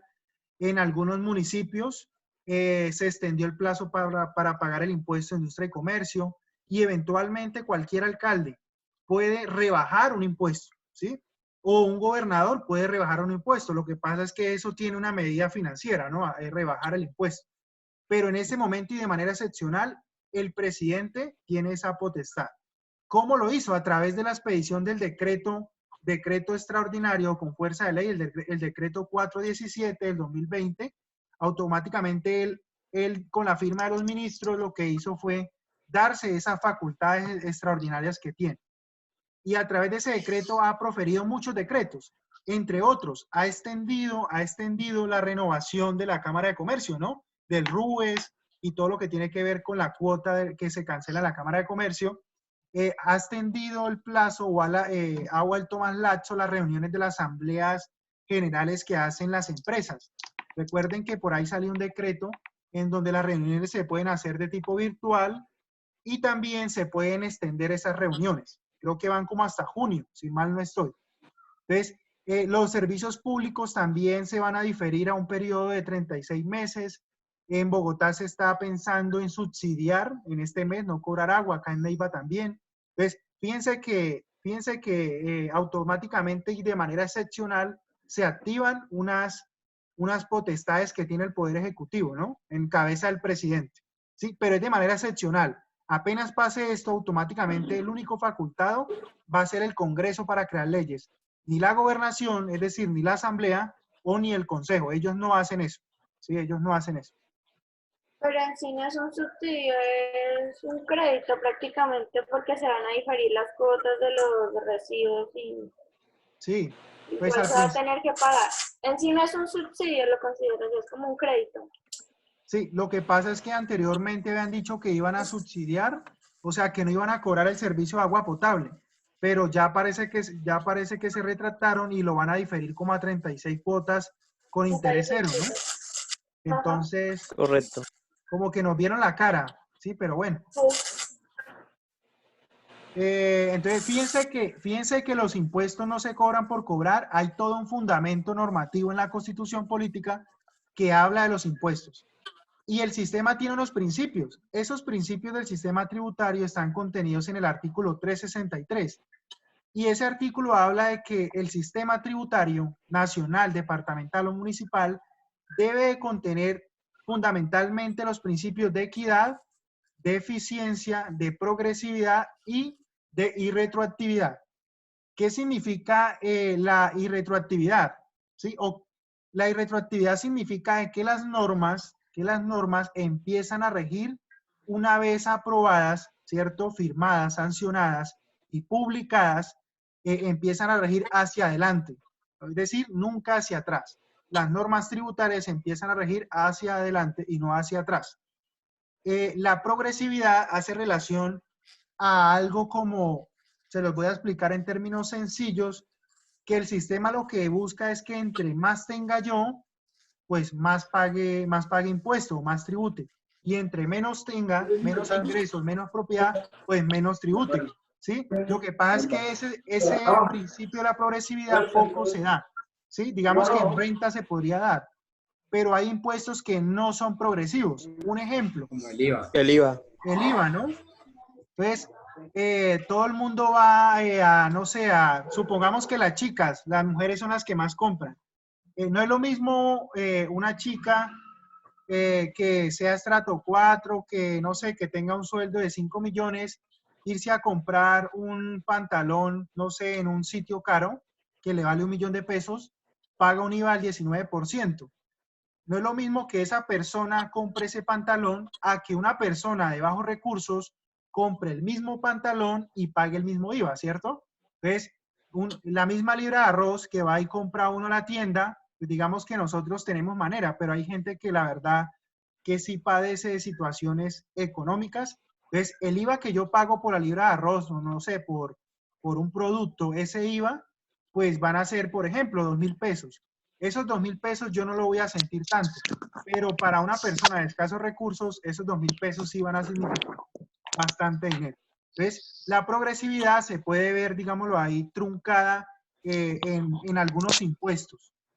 El Consejo de Estado ha dicho, el Alta Corte, porque el IVA ha sido demandado muchas veces, precisamente alegando que va en contravía del principio de progresividad.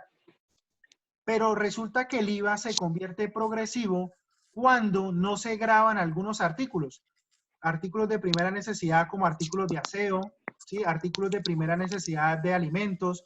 Entonces, el Consejo de Estado, la justicia ha dicho, si bien es cierto el IVA no es progresivo, porque se le cobra a todo el mundo una tarifa por igual, pero el Estado ha intentado volverlo progresivo a través de, digámoslo así, marchitando, disminuyendo o eliminando algunas conductas de consumo, como por ejemplo a canasta familiar, productos de, por ejemplo, huevo, leche, carne, animales, productos de aseo, entre otros. Entonces, cuando el Estado mismo, digámoslo así, coloca algunas actividades exentas o excluidas, automáticamente el IVA se vuelve progresivo. Eso es lo que ha hecho la justicia, ¿no?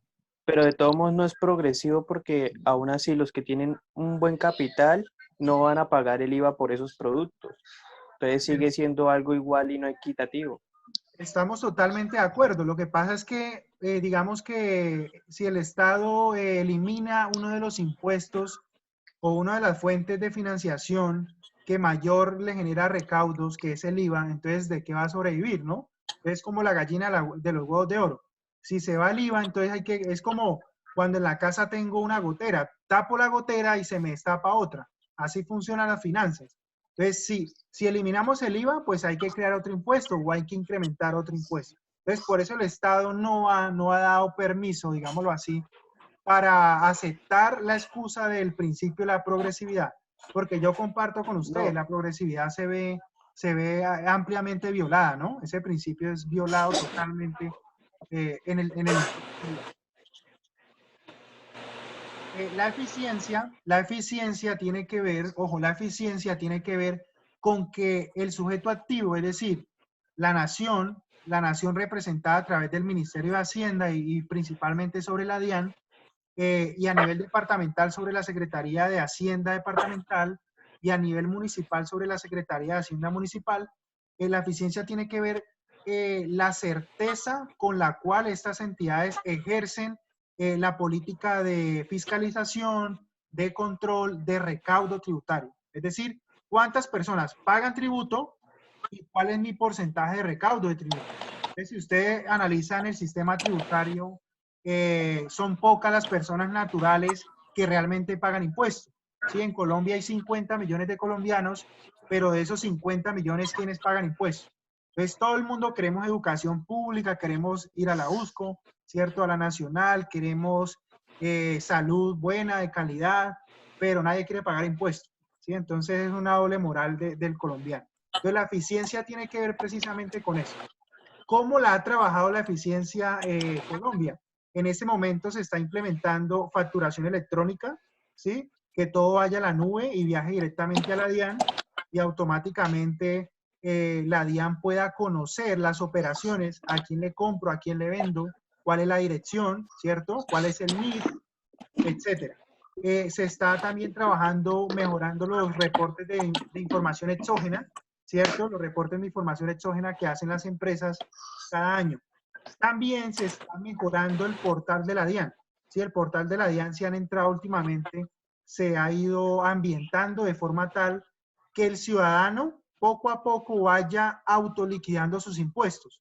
Entonces nosotros los contadores tendemos, si no aprendemos contabilidad, nos va a tocar, no sé, montar un negocio o hacer otra cosa, porque vamos a llegar a un momento en que el mismo contribuyente, es decir, ustedes que están allí sentados, van a poder liquidar su impuesto sin ni siquiera saber de tributaria.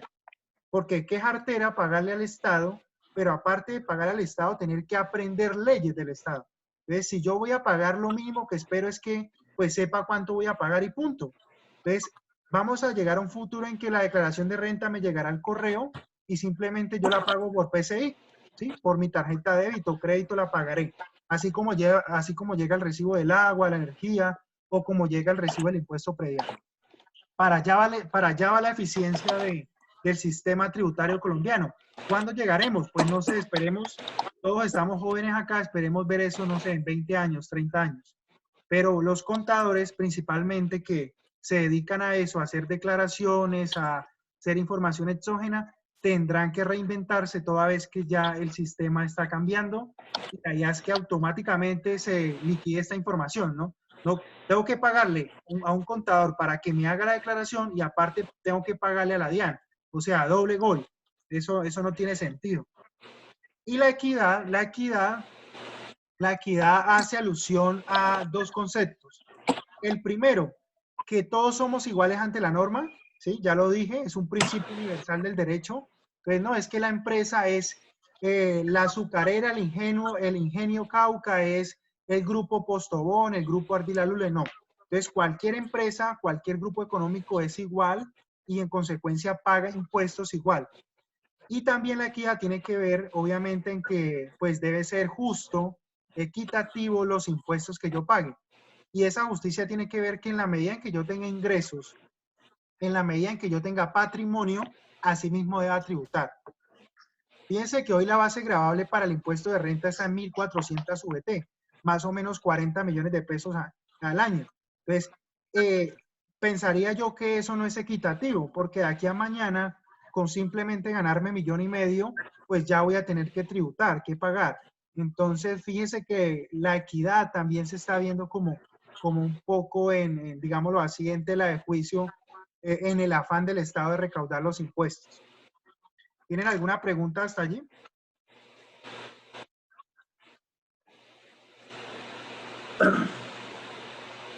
Estamos con hambre, profe. ¿Sí? Listo, entonces yo hago Profe, caso. Profe, una pregunta antes de... Sí, señor. En el tema cuando toca declarar renta, digamos, si una persona se gana mensual 50 millones, pero tiene gastos o deudas 40, ¿aún así tiene que pagar sobre esos 50 o...? Eso lo vamos a ver más adelante. Por ahora no quiero que se estrese pensando en eso y más bien piense en la cena que se va a comer ahora. Listo, bueno. ¿Listo? Muchachos, sí, yo pienso que está bien que dejemos hasta allí. Quiero saber cómo les ha parecido la clase, si...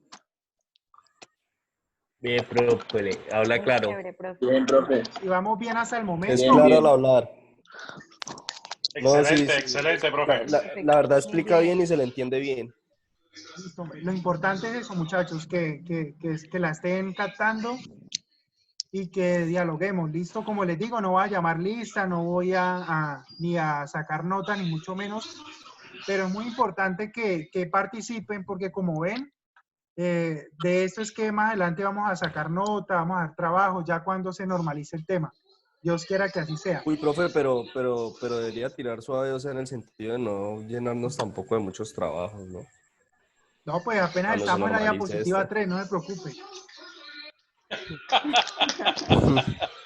No, pues sí. Yo les voy a publicar las diapositivas en la página del Facebook, ¿listo? Listo, profe. Muchas gracias. Gracias. Entonces, nos vemos, muchachos. Nos vemos en 8 días. Bueno, gracias, gracias. Profe, ¿A las chao, 6:30 gracias. también, profe? Muchas gracias. ¿Cómo? Éxitos. ¿Cómo? 6:30 también, profe. A las 6:30 por el mismo canal. Les voy a publicar una lectura acerca de la historia de los tributos aquí en Colombia, ya que eso hace parte de la unidad temática, pero me parece harto ponernos a hablar de historia acá de impuestos, ¿no? Entonces, se las voy a publicar para que cuando tengan tiempo lo lean. Listo, profe. Muchas gracias. Ok, profe, gracias. Chao, gracias. Gracias, profe, gracias.